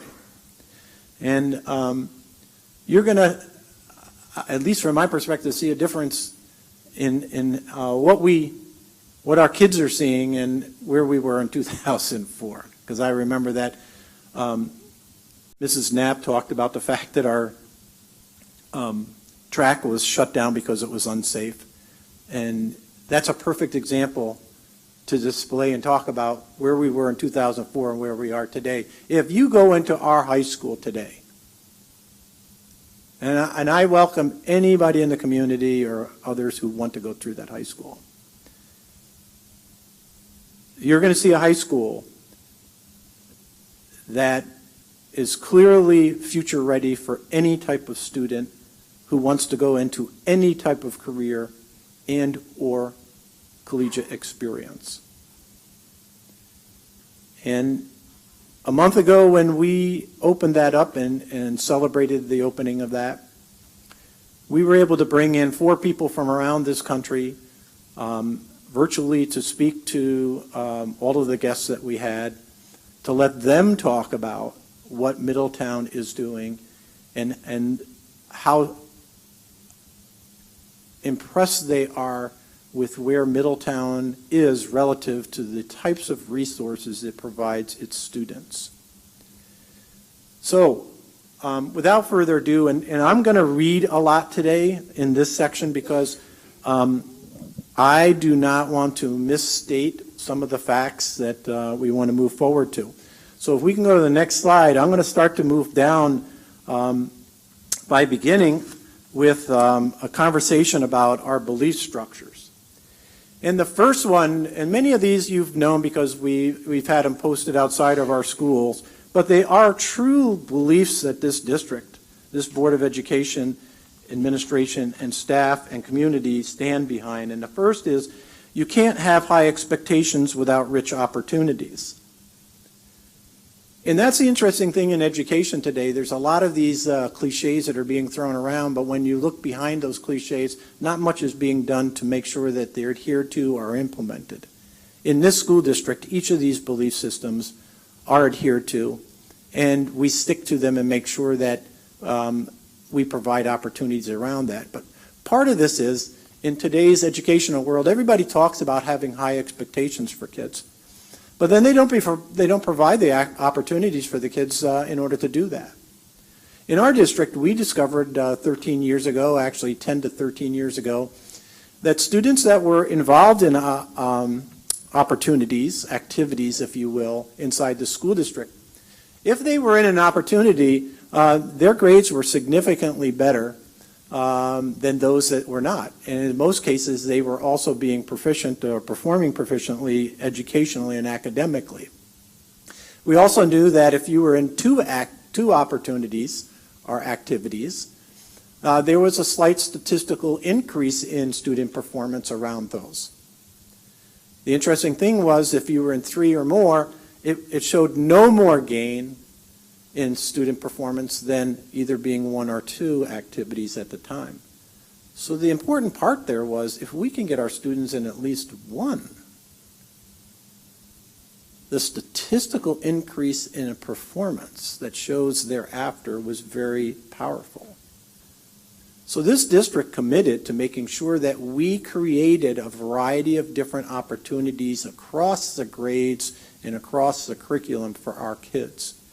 And then what we talked about was to make sure that we took care of those opportunities and removed any boundaries. So that's starting one, about you can't have high expectations without rich opportunities. Can we go to the next slide? The next one was erasing the look and feel of poverty. And this was kind of a startling one, basically saying most of the people that when they saw this 10 years ago, when we first started talking about this, they kind of chuckled and saying, yeah, you're never going to do that. Well, the fact of the matter is, yes, you can. You can't do it at home necessarily, but you can do it in our educational environments. And the fact here is today, and the increase in students in poverty has increased dramatically from 40-some-odd% to where it is now at 76% of our kids. 3 of every 4 students in our district are coming from homes of poverty or limited income.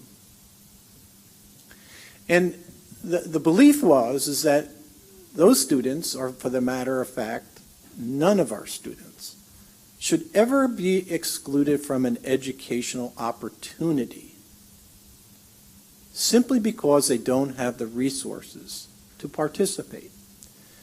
And what we found when we were doing our research 10 years or so ago, we discovered that one thing was interesting because everybody was saying, well, those kids don't want to, they're never engaged, that's those kids. And that's kind of how they referred to them. When we discovered something about, when we did our research was, no, those kids were every bit interested in coming to school, participating in activities, but they were also cultured, for a better term, into staying away from anything that cost money.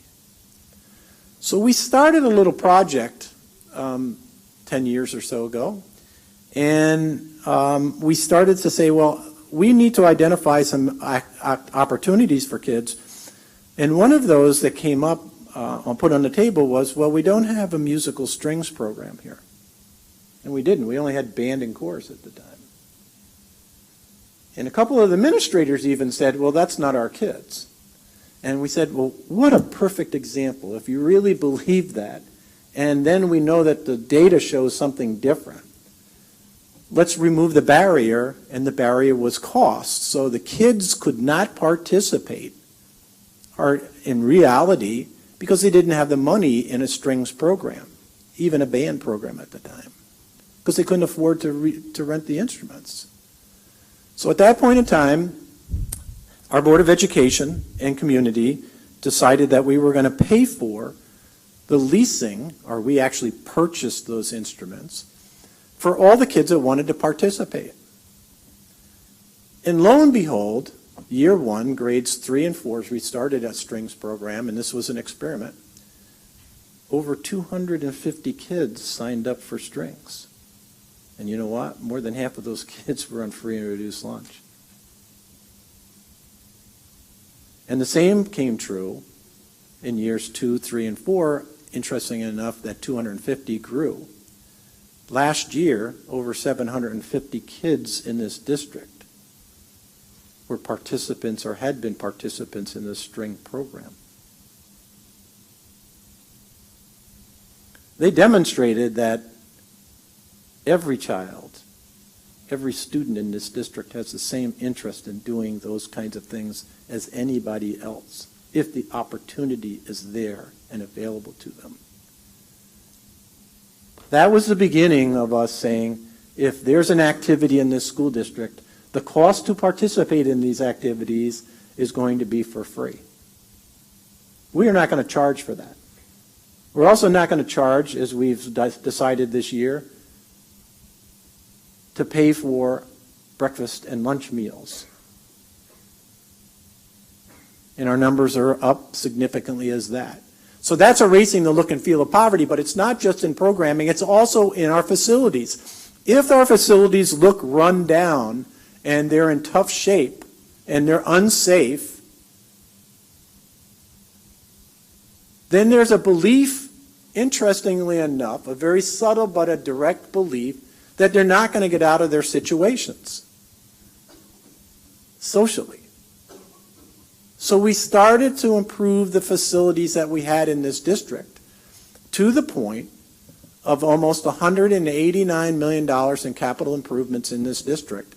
Interestingly enough, that we've been able to do by only having to increase the local tax levy, and this is for capital projects only, 10 cents or $10 on the average household. Think of that, $10 on the average household. And the byproduct of that was $189 million of capital improvements. This is one of them. This building did not cost the local taxpayers any increase in tax levy. The stadium did not cost the taxpayers any increase in tax levy. The high school improvements did not cost local taxpayers any increase in tax levy. And just look at what happens now, as I mentioned earlier, that stadium complex now generates anywhere from $500,000 to $3 million of revenue into this community on a constant basis. But what it also does has changed the mindset of our kids from woe is us to, hey, look at us. And that's very important to our kids because they believe in themselves now. And this concept of making sure that we have high expectations, but we also have rich opportunities, and the fact that we're trying to erase the look and feel of poverty has gone away. And some people have made comments about the free lunches. Well, I can tell you something. I know this for a fact. Kids are identified and discriminated against because of the fact that they come from homes of poverty in subtle ways, such as they're getting their lunch and the lunch line's being held up because they either do not have or have forgotten their lunch number because they're on free and reduced lunch. Those kids behind them are frustrated because they're being held up, but now that frustration has built up into what? Somebody who is getting free and reduced lunch, somebody who is perceived as coming from a home of poverty simply because they're going through the lunch line. It's that subtle. That doesn't happen here anymore. So it's not just programmatically, it's also in the buildings and other types of facilities that we have in this school district to make sure that they're in a position to make sure the kids are safe and that they're cutting edge, for a better term. But I can also tell you that kids that go into that high school, because I was there all summer taking some of the kids through the high school, there is an enormous amount of pride in that building now. And them as Middletown Middies because of what they have available to them and what they see every day. Linda talked about track, a track that was closed, only had maybe 50 kids running track. Today, well over 200 kids participate in track every year. So, if we can go to the next one. Every day, every student. Pretty simple, but it basically means every student every day is going to be touched academically in a positive way. And our teachers do it every single day. That's extremely important. Every day is not wasted, or any day is not wasted. Every day has value academically and otherwise for these students. We'll go a little bit faster because I know I've been talking. I went to the school of Richard Del Moro, and so, but notice I'm holding my hands here. So if we can go to the next belief. The next, no, there's one other. It's not in there. Let me read this other one, and I don't understand why that was my fault. The final one is referred to as teaching through learning.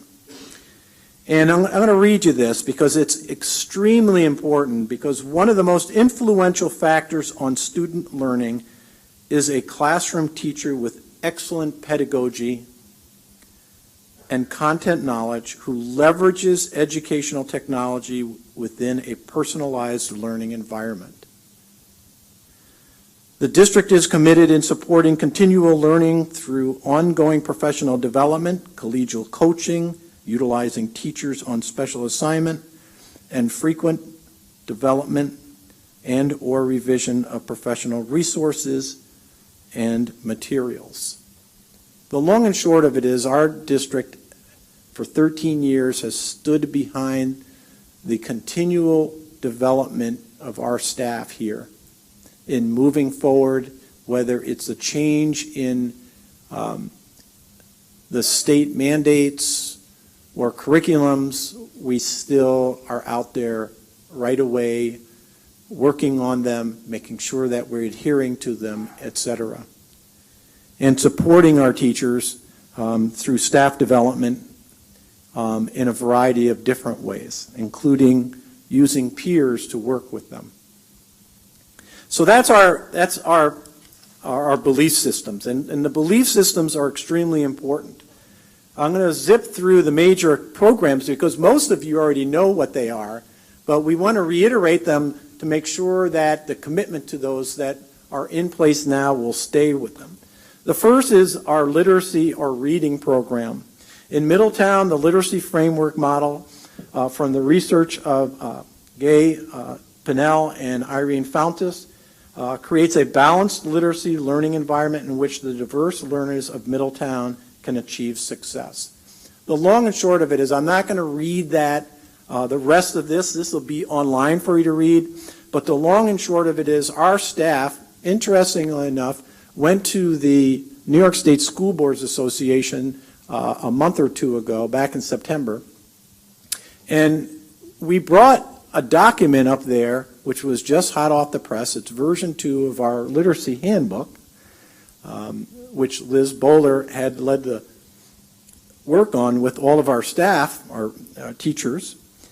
And it became one of the hottest things up in Lake Placid, where the program was. And people wanted to know how we did it. They wanted copies of it. And we gave copies, at least one copy to each person that came to ask for it. But that document shows how we're differentiated by our staff and other staff or districts, that we would support our teachers into creating that continuum, that document with our own students' work as a model of where we want to go and how we want to do it relative to teaching literacy and reading in this district. And that took a long time for our staff to put that together, but it's probably one of the most impressive documents around literature and what it means in a school district in this state. And we want to continue that, that literacy framework. In our mathematics department, Middletown's math instruction focuses on helping students construct new conceptual understandings through carefully designed instruction. Teachers follow the concrete pictorial abstract, CPA it's referred to, instructional approach to guide the teaching of mathematics. And interestingly enough, once again, we've been working with leaders, our staff has been working with leaders of teaching mathematics in this country for a number of years now, to the point where in both literacy and mathematics, we have seen dramatic increases or improvements in growth and in proficiency performance. The next is elementary teachers as specialists, and this is something that we do that's very unique in this state, actually around the country as well. As you know, especially elementary teachers come out of pre-service as generalists, meaning that they can teach virtually any elementary content area. But if you know our new standards, they're not easy and they're very complex. And because of that, the complexity of that, and also because of the way that the state actually evaluates teachers now, we felt that it would benefit our students and improve the performance of our students in these two major core areas by having specialists teach those subjects.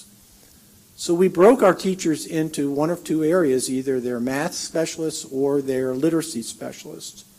And we have provided significant staff development around both of those, to the point where if you talk with either one of these teachers in the math or literacy, you'll notice the difference immediately by how they talk about their instruction and the theories behind it. So we've teamed up our elementary staff to either being literacy or math specialists, and they split between two classrooms and team teach. And because of that, they now have the depth of knowledge in all of the content area and pedagogies around math and literacy, where they can be specialists in their instructional methods. So that's another important thing. The next is the 2-year kindergarten program, which interestingly enough is gaining an enormous amount of national attention. And the attention that is, when we did our research a number of years ago, 10 years, 11 years ago, we discovered when we were studying our dropouts that interestingly enough, the commonality, the only commonality around that was that those students that were dropping out, one, well actually it's two. One is they were neither proficient being moved from grade to grade, so they weren't proficient, yet they were moved to the next grade, social promotion, or and because of that, there was a tendency for them to start getting into behavioral problems around 4th grade that cultivated into significant behavioral problems in the middle school, and then lack of serious performance by the time they got into the high school, especially 9th grade and 10th grade. They were dropping out of school in droves. And we've started to back away from that, not back away, but those numbers have started to drop significantly as we've stopped social promotion. And that was a difficult thing for this Board of Education a number of years ago, is to say, we're not going to socially promote students anymore. Because what happens with social promotion is exactly what we just saw in the data. The kids become frustrated, they become behavioral problems and or drop out later on. And that was one thing that we definitely saw in the data. The other thing that we saw in the data is all of these kids dropping out traced back to primary grades, especially kindergarten. So non-proficiency started in kindergarten, 1st and 2nd grade, and then continued from that point forward to the point of becoming frustrated, dropping out of school, etc. So one of the things that we did is we started a program called the 2-year K program. These are kids that, when we're doing kindergarten screening, we identify them as either cognitive or academically not ready for kindergarten. And that sounds like, whoa, come on, have a heart. But if you think about it, we did have a heart. We wanted these kids to be successful from the start of their educational experience.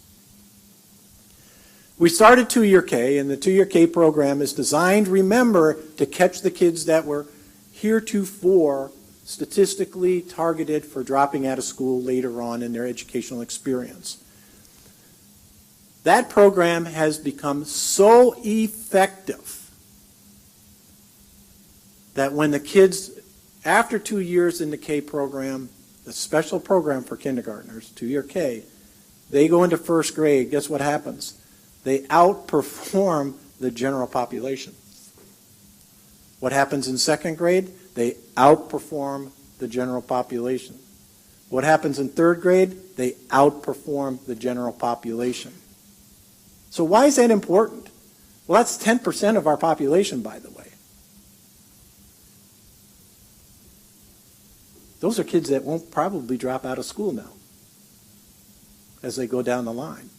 The second thing is, think how much money this school district saves in intervention programs in the intermediate grades, the middle school grades, and the high school grades, because these kids don't need that intervention anymore.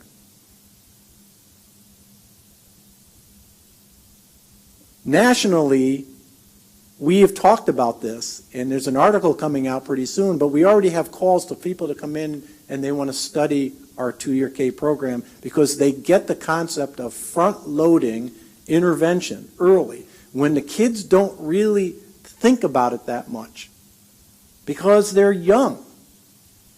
Then they become proficient.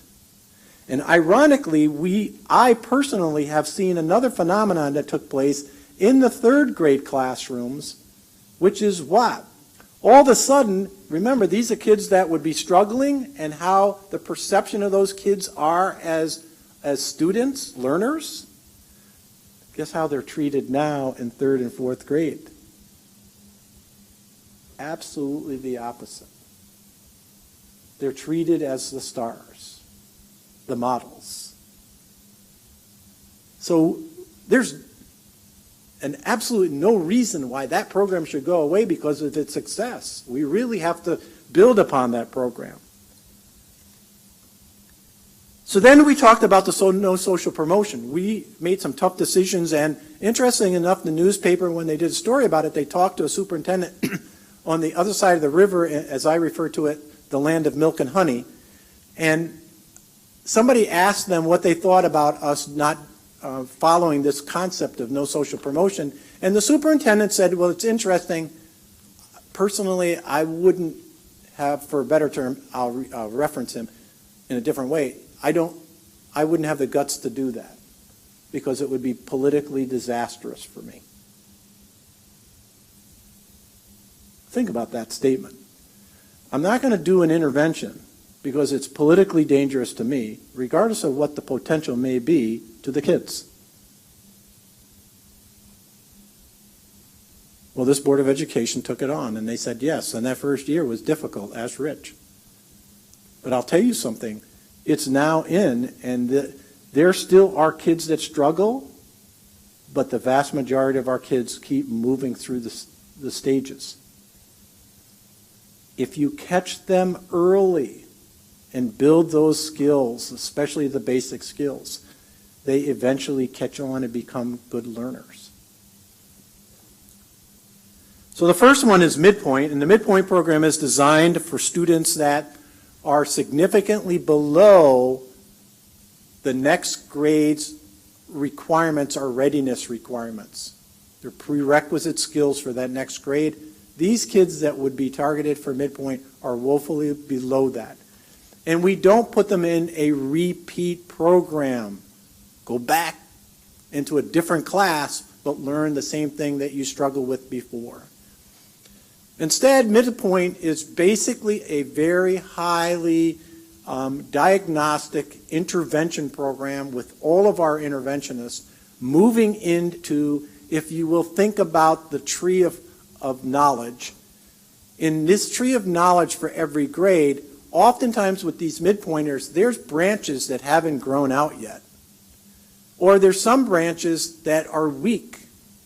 And the idea here is to identify those specific branches in each of the curriculums, strengthen them, so by the time they get ready to move to the next grade, they have that tree of knowledge and prerequisite skills to move successfully into that next grade.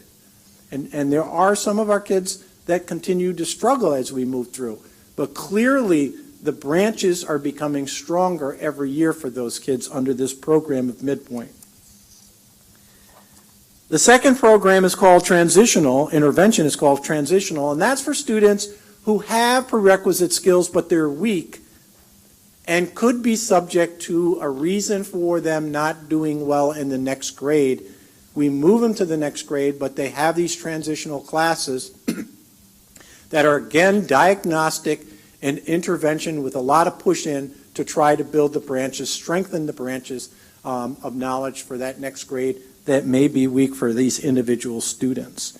And if you see the thread about what we're talking about, it's individualized instruction going on here. We don't look at them as a group. You know, everybody goes into the pink group or the blue group or something, and they stay in that group for a year just because they've been identified there. That's not what we do here.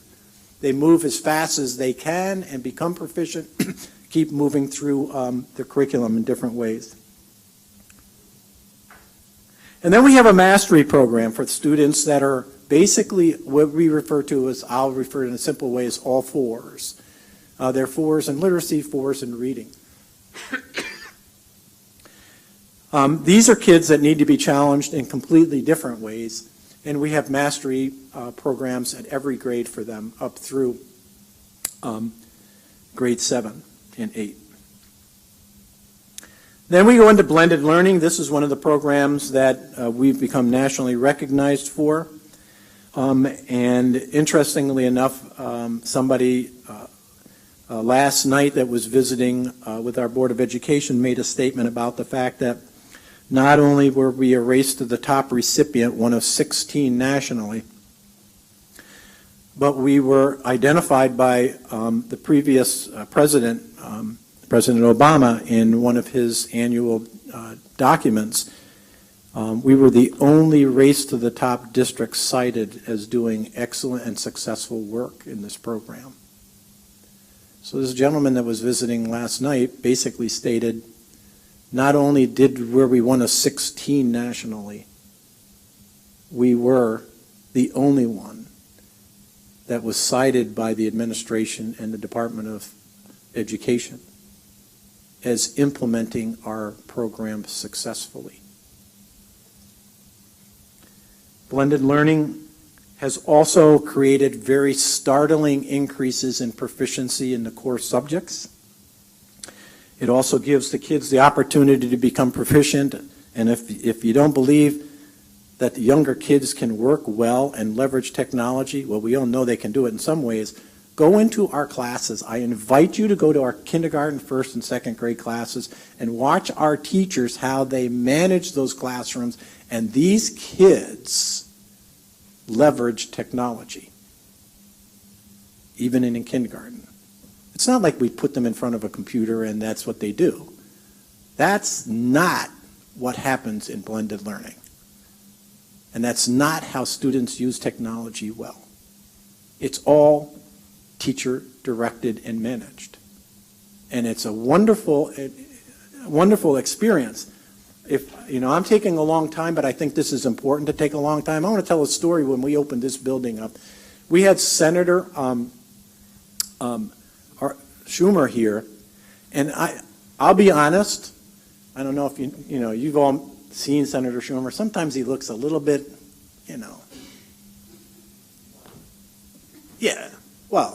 kind of stodgy, but he's actually a wonderful, wonderful gentleman. And how do I know that? Well, he came and he actually went into one of our kindergarten classes, and the kids were using technology there. And I happened to be talking with one of his aides, and all of a sudden I turn around a minute or two later, and he's sitting on the floor with a group of kids. And I'm hesitant to see what's going on, but he interacted with these kids like I've never seen before. And I just assumed that that's how he has to interact in Washington, D.C. in order to get things done. But the long and short of it is he was wonderful with these kids. Absolutely wonderful with them. We're done. He comes out. We're talking about something, and then all of a sudden he stops, and we're walking down the hall, and he says to me, he says, "Now is that one of your second or third grade classrooms?" And I said, "No, it's kindergarten." And he stops in the middle of the hallway, turns to me, and says, I have these, I know what, and he stops, and he looks at me, and he goes, "Kindergarten? Is that like your advanced classes?" And I said, "No, it's a special ed class." And he was speechless for 30 seconds. And he said, I would never in my life have expected that to be a special ed kindergarten class. Those kids were so excited. They knew what was going on. They were articulate about what they were doing in class and what they were learning. That's what's going on in our schools. That's blended learning. We've now moved to another phase at the high school, collaborative learning. This is something that we've been working on for a long time, and part of our construction up there is to develop 2 large collaborative learning environments. We spent time at the university, or Indiana University, learning about it where they do it quite well at the university level, and we brought those concepts back to us. But basically, collaborative learning is a strategy, a pedagogy in which students work individually and collaboratively around creating or working on problems, working on ideas about finding solutions. And they do so individually in their groups, and then they share out what they're doing and what their thinking is. And then over time, they have to come up with a team solution that they all agree to. And then the teams work together to then come up with class solutions. And all of that active learning takes place with a variety of different resources, most of them technologically in different ways. And if you have not seen this in operation, again, please feel free to contact one of us or somebody at the high school and visit those classrooms because it's phenomenal. When we had our opening, the Commissioner of Education, the Chancellor, the Senior Deputy Commissioner was here, and our own Chancellor. They saw a classroom in one of the upstairs collaborative learning station where one of our biomedicine classrooms was working collaboratively with the SUPA, Syracuse University statistics class. And they were working collaboratively on an experiment or process around some of the medical issues that they were looking at the time. So that's collaborative learning. If you go on site, there's an enormous amount of research around collaborative learning, how it increases student retention, thinking skills, builds self-esteem in students, et cetera, et cetera. The long and short of it is, it's the byproduct of active teaching and active learning.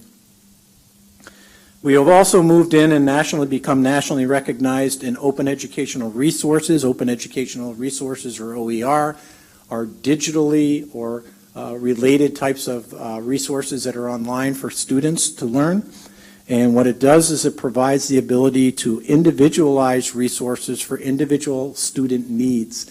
So a teacher can be teaching the same subject area, but can have a variety of different digital resources for kids to go to based on their own learning needs. So for instance, we did a project with Dell Computers a number of years ago on 3D resources, and we discovered that only one group of students learned extremely well utilizing 3D resources, and that was special ed kids, interestingly enough. And they became proficient in biology by looking and using 3D resources in biology, but ironically, those same resources didn't have the same effect necessarily for general ed students. So in this case, those 3D resources would have considered an OER, open educational resource, and what we want to do is populate more of those inside our different classrooms or curriculums to make sure that all students in their variety of needs have appropriate resources. I'm almost done here. We also have gone to flipped instruction, another type of pedagogy, which basically uses students reading about the backgrounds of the curriculum on free time or at home, outside of class. Then they come to class where the instructor then begins to apply that understanding, clear up that understanding, then apply it, and help students that may have particular issues with the understandings. The other one that we're also well known for, which is because we basically are the only district in New York State that does this, and that's allow free college tuition to all of our students. This goes back to, interestingly enough, erasing the look and feel of poverty. Once again, people would say, well, those kids have no real interest in taking college courses. Yes, they do. And as a matter of fact, our graduation rate, as I mentioned, 89%, over 60% of our kids now are going to college. Last year's graduating class, we started doing free college tuition 3 years ago. Last graduating class last year, over a third of those kids graduated with college courses. And guess what? 56% of those kids that took college courses, free and reduced lunch. 84% of those kids minority. This year's graduating class is in around 44%.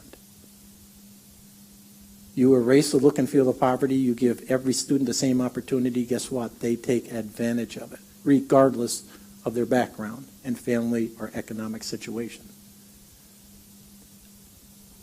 These are not hard solutions. They're really not hard solutions. Which is why we've been able to close that gap. We want to protect free college tuition because it means so much to our kids. It gives them a better advantage. They graduate with college courses. Think of what that saves the family, that saves the student in dollars going out. But it makes them more competitive when they leave here because they have all those courses behind them. The average student's taking in the range of 14 to 21 or 23 credits before they graduate. The other thing that we do is a dual language program here. Our dual language program starts at the elementary grades and goes now into 6th grade. And the nice thing about the dual language program is it's not for every student, but it's for those students that want a different type of experience where one day is in Spanish, the other is in English.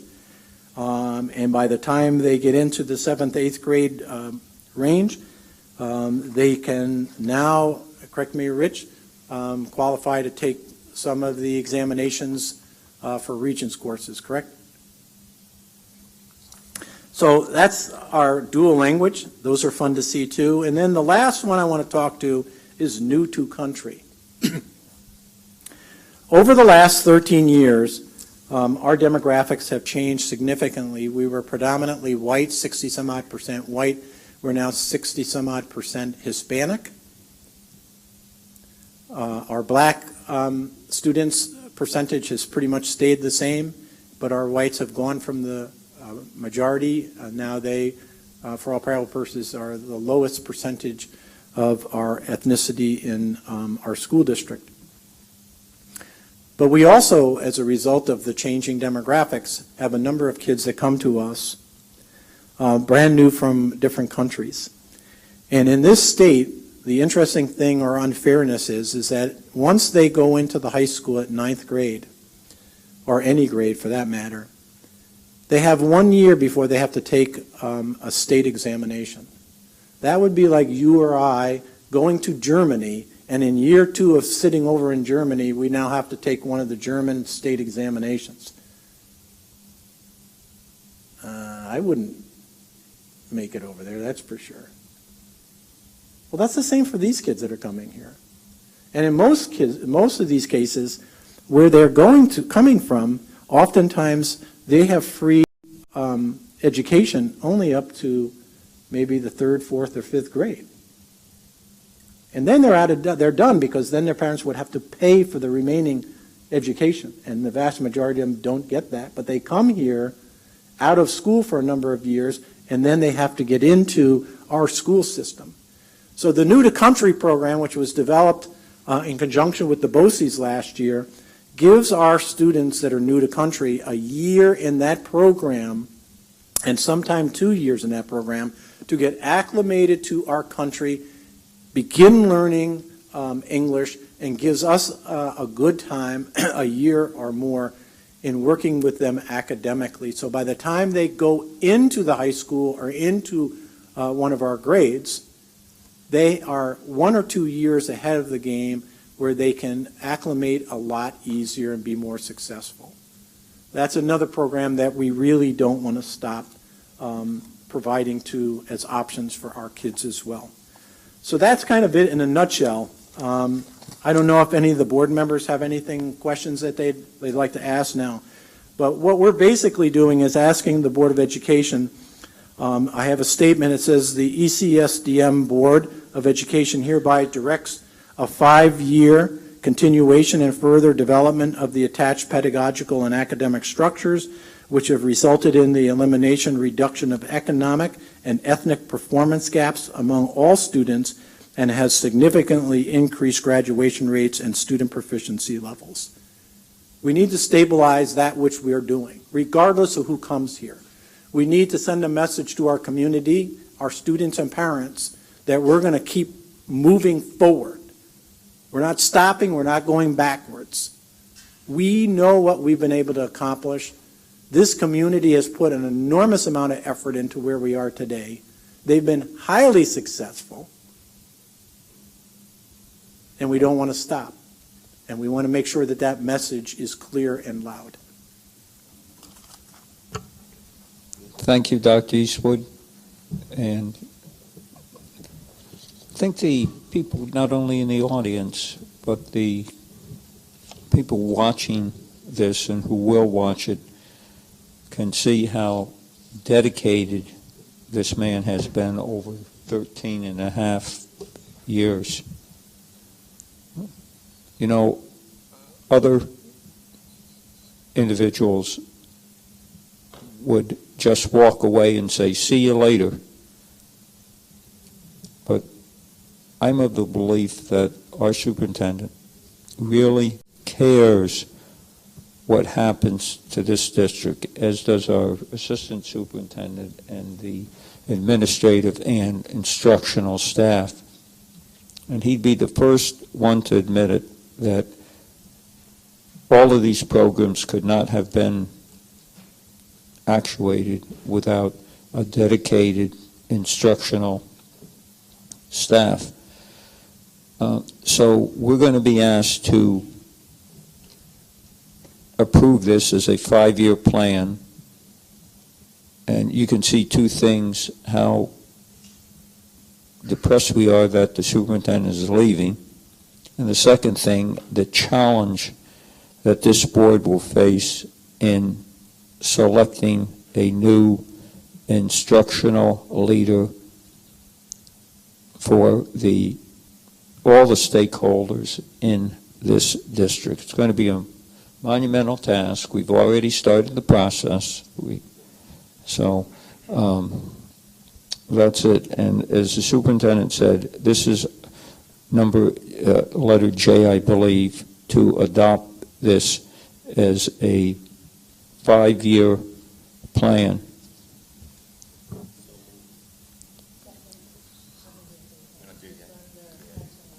We're going to, thank you, Kevin. This is going to be on number J in the action item, but I will accept that when we get to number J.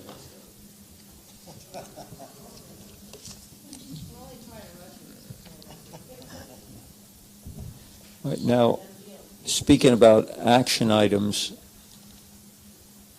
first of all, are there any, we've had these programs, we've approved these programs. These programs have been explained to us when they were initiated. Are there any questions about this? Mrs. Knapp, any final questions? No, you're doing a great job, John. Thank you.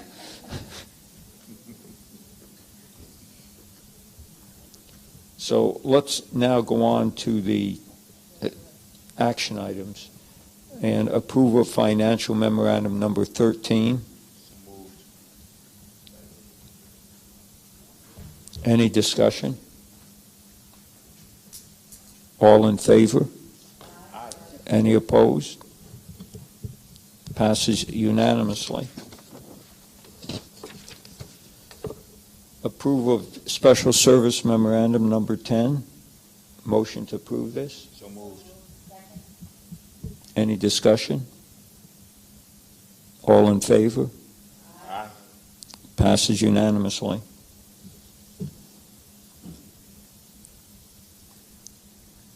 Approval of engagement for legislative services. Thank you, Mary. The motion to approve the CSDM is retaining Bond, Schoenig, and King in the matter of special litigation, establishing an insurance reserve fund as presented. This was presented to Mr. Crescenzo's committee. We've had a first and second on this. Any discussion? Yeah, could you explain that again? I didn't quite understand. All right, you want me to explain it? Please. Yeah, okay. What this does is, as many of you know, last year we were facing about a $3.5 million deficit, which would have meant significant layoffs and programmatic cuts. And in analyzing everything that was sitting in front of us, one of the opportunities for us was to investigate the possibility of leaving the health consortium that we were in at the time and create our own self-funded health insurance plan. And after we studied that, we discovered that we would, interestingly enough, save almost identically the same amount of money that we were in a deficit with our budget, which is about $3.6 million.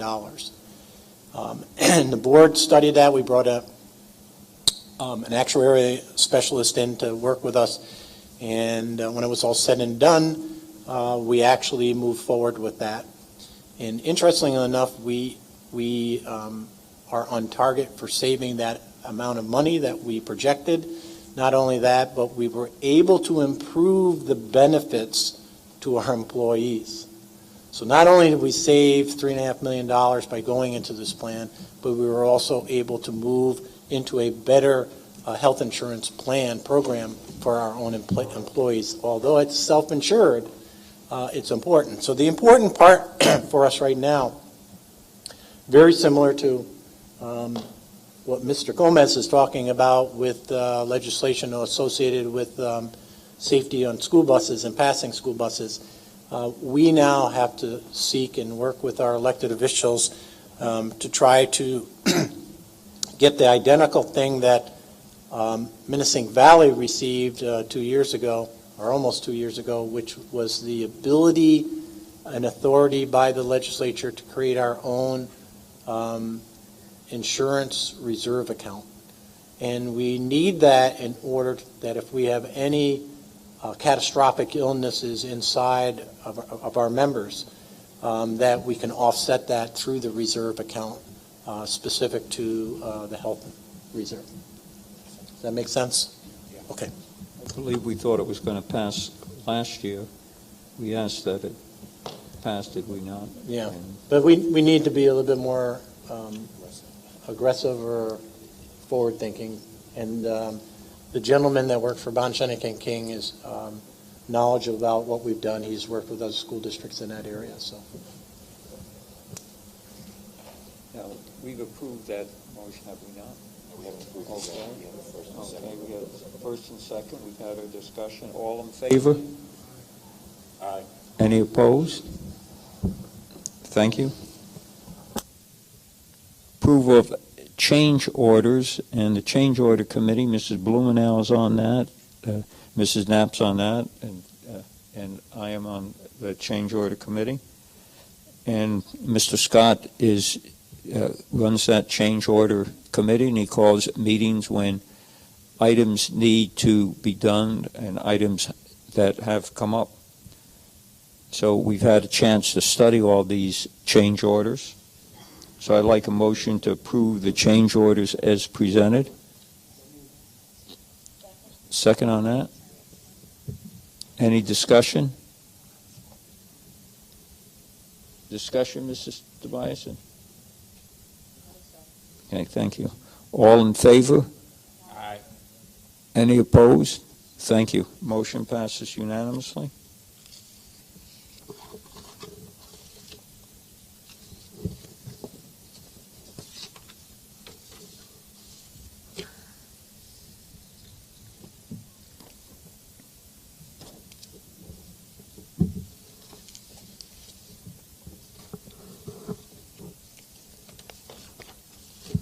Next item, motion to approve a resolution to approve the MOA with the Middletown Teachers Assistant Organization to renew their contract through June 30th, 2020 as presented. Any discussion on that? Again, we've gone over this. All in favor? Aye. Any opposed? Item F. Approval of the Memorandum of Agreement with Middletown Educational Clerical Association to amend the paid holidays article of this contract. And a second. Any discussion on this? All in favor? Aye. Any opposed? Motion passes. Motion to approve the MOA with the Middletown part-time clerical staff to amend the holidays article of this contract. This is a part-time staff. Any discussion? All in favor? Any opposed? Thank you.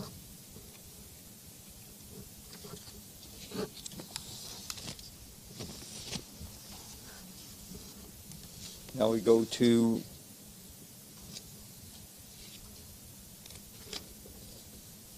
approval of a resolution to authorize a Section 913 examination for employee 4330. Second, and I will read this before we vote on it. Resolved that a cleaner represented by the Civil Service Employees Association, referenced herein by the number 4330 to protect his privacy, shall be directed pursuant to Educational Law 913 to submit to an examination before a physician of the district's choice to determine his medical capacity to perform his duties. Such examination will take place at a time and location to be determined by the superintendent. I think we've had a first and second on this. It's a personnel item. All in favor? Aye. Any opposed? Motion passes unanimously. Motion to approve, motion of resolution to approve a Section 913 examination for employee 3628. Resolved that a cleaner represented by the Civil Service Employees Association, referenced here by the number 3628 to protect his privacy, shall be directed pursuant to Education Law 913 to submit to an examination before a physician of the district's choice to determine his medical capacity to perform his duties. Such examination will take place at a time and location to be determined by the superintendent. By the superintendent. We have a first and second on that. Any discussion? Again, personnel item. All in favor? Aye. Any opposed? Number J, reference to the superintendent's report, approval of a 5-year continuation and further development of a pedagogical and academic structures. Moved. Thank you. May I read this? Motion to approve the resolution that the ECSDM Board of Education hereby directs a 5-year continuation and further development of the attached pedagogical and academic structures which have resulted in the elimination/reduction of economic and ethnic performance gap among all students and has significantly increased graduation rates and student proficiency level. We have a first and second. Any further discussion?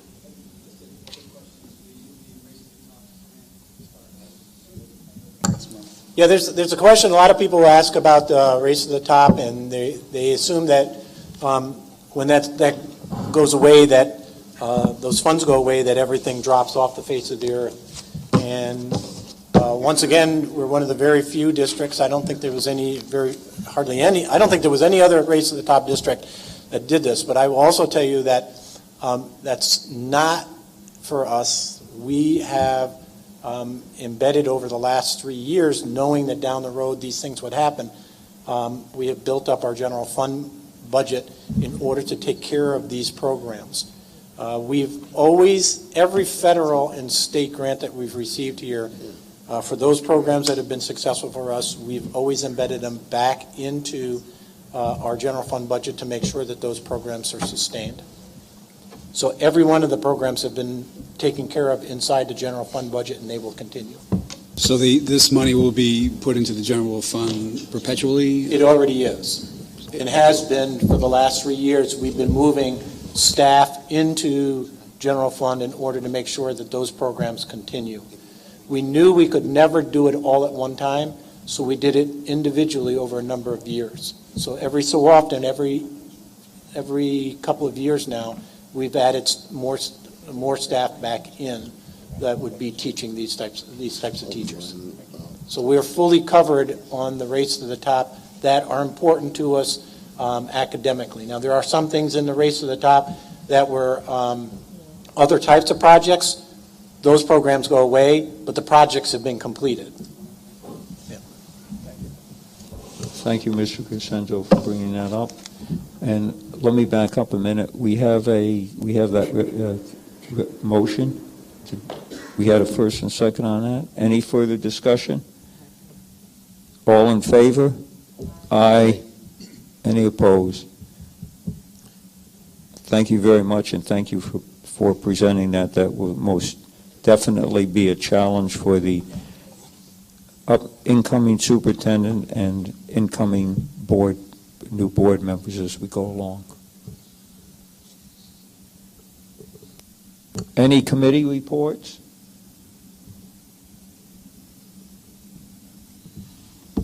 Seeing none, let's go on to the second opportunity to address the board. Any takers? Russ? All right, thank you. Anything new and compelling for roundtable? Yes.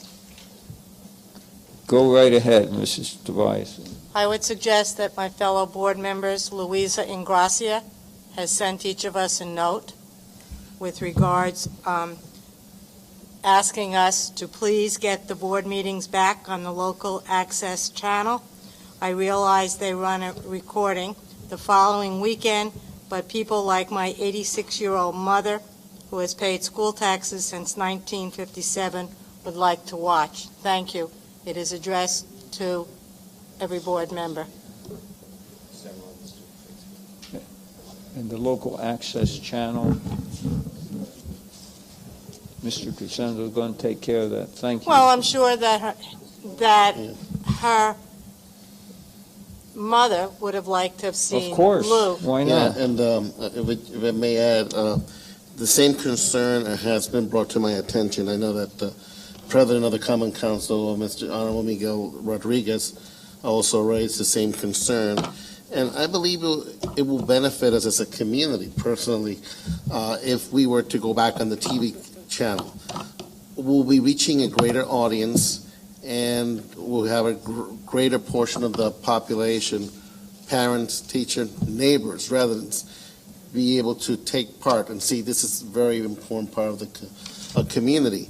And in many ways, the activities that occur at our school are the heart and soul of our community, from the sports activities to the football games to our meetings here at the Board of Education, our exciting exchanges, to bring them back to the TV channel. And I hope that's something that could be accomplished. I know in the past there were differences with the municipality, but I hope we can overcome that. Yeah, I want to comment on that. It's not as simple as just turning a switch now. As a matter of fact, the FCC requires an enormous amount of additional, very expensive technology to take care of disabled individuals. And the requirements to do that would drastically cost this district a significant amount of money. You know, the city runs that, and technically, interestingly enough, anybody who does not adhere to those federal regulations, if there's even one complaint, can be in significant trouble for that. So, you know, if the city wants to do it, do their own, that's fine, but I think that the option that we provide our community now has worked for a number of years. Individuals that want to watch our meetings have the ability to do that virtually anywhere. They could be on vacation and do it where they couldn't do that from Channel 12. So you end up with a very cost-effective and efficient option for these folks now that gives a wider variance, if you will, of ways to watch and where to watch us, which is on MIDI TV. This came up about a year or two ago, and actually came up at a superintendent's meeting because of the significant expense associated with the new regulations around making sure that you adhere to all of the legally accessible requirements on doing a television or even a radio type presentation. Yeah, my question will be, I'm sorry, Pastor, you want to go first? I'll yield and come back. I just wanted to say, I'm not opposed to, and I think I see the benefits of going back to that type of format. But I understand exactly what Dr. Eastwood has just said. But I also think it's very important that we understand it's not as simple as most people outside of the framework of understanding of how it works. It's not as simple as they think, and also I don't think that we have to take our time to look at it, to not get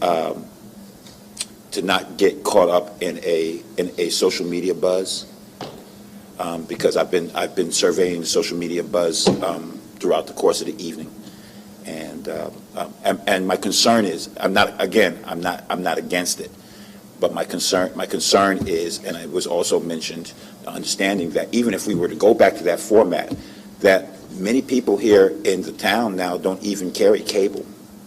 And so it's not necessarily the best format for us at this stage.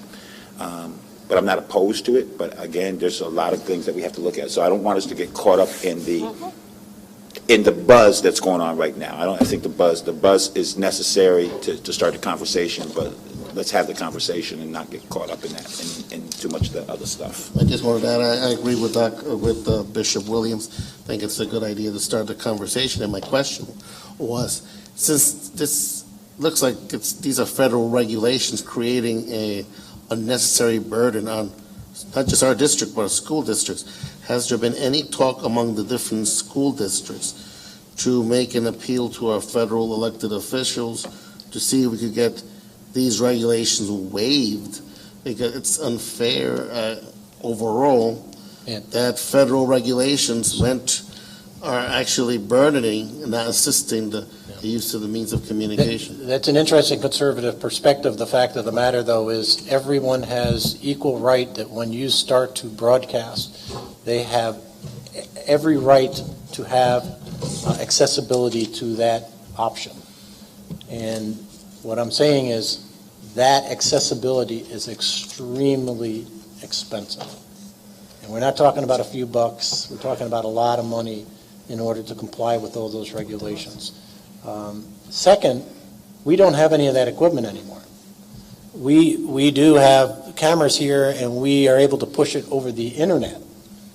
But we have no, all of the infrastructure that we had before is both antiquated and gone.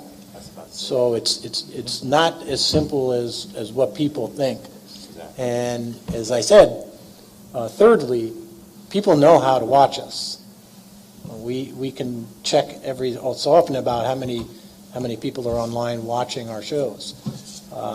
I will tell you simply by even when we weren't on the air, when I had submitted my letter of resignation, that was a special meeting. People were knowing about it an hour after this meeting was over. Meeting was over. So people know how to get in touch with us. That's for sure. When they want to find something out or something's going on, they know about it. Whether they go online, because our clerk has it up there almost immediately, or they can watch MIDI TV. They can actually watch and do it. The other thing about even the MIDI TV is that we've been warned. I wish Mike was here. We've been warned about that complying with the federal regulations. And if ever we get questioned about it, we don't have the money to buy the technology that will do that on a continual basis. So it's not dirt cheap, and it's not easy to do. So the concept of MIDI TV, we haven't had anybody ask us for it until tonight for years. No, I just wanted to, I'm not trying to, this was sent to all of the board members, and I just figured, get it out there. You've answered, and you've kind of explained why. I think, Paula, that even in the town of Walk Hill, they were going to, kind of reach out to you from what it looked like here with kind of a letter of their interest. So that's why I'm saying to all of you, you need to take a look at the message that you received. I personally think, and I can say this, I mean, I personally think that if municipalities are asking us to do it, they want us to pay for it. I'm the messenger. Yeah, no, I'm just saying that this is an expensive proposition. This is not inexpensive.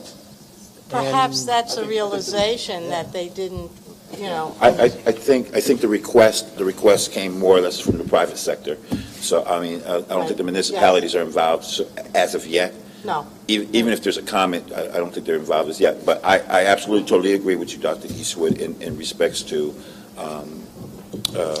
the regulations and things of that nature. And my other question was, and I'm done because we got to go home, but my other concern is the changing technology as years go by.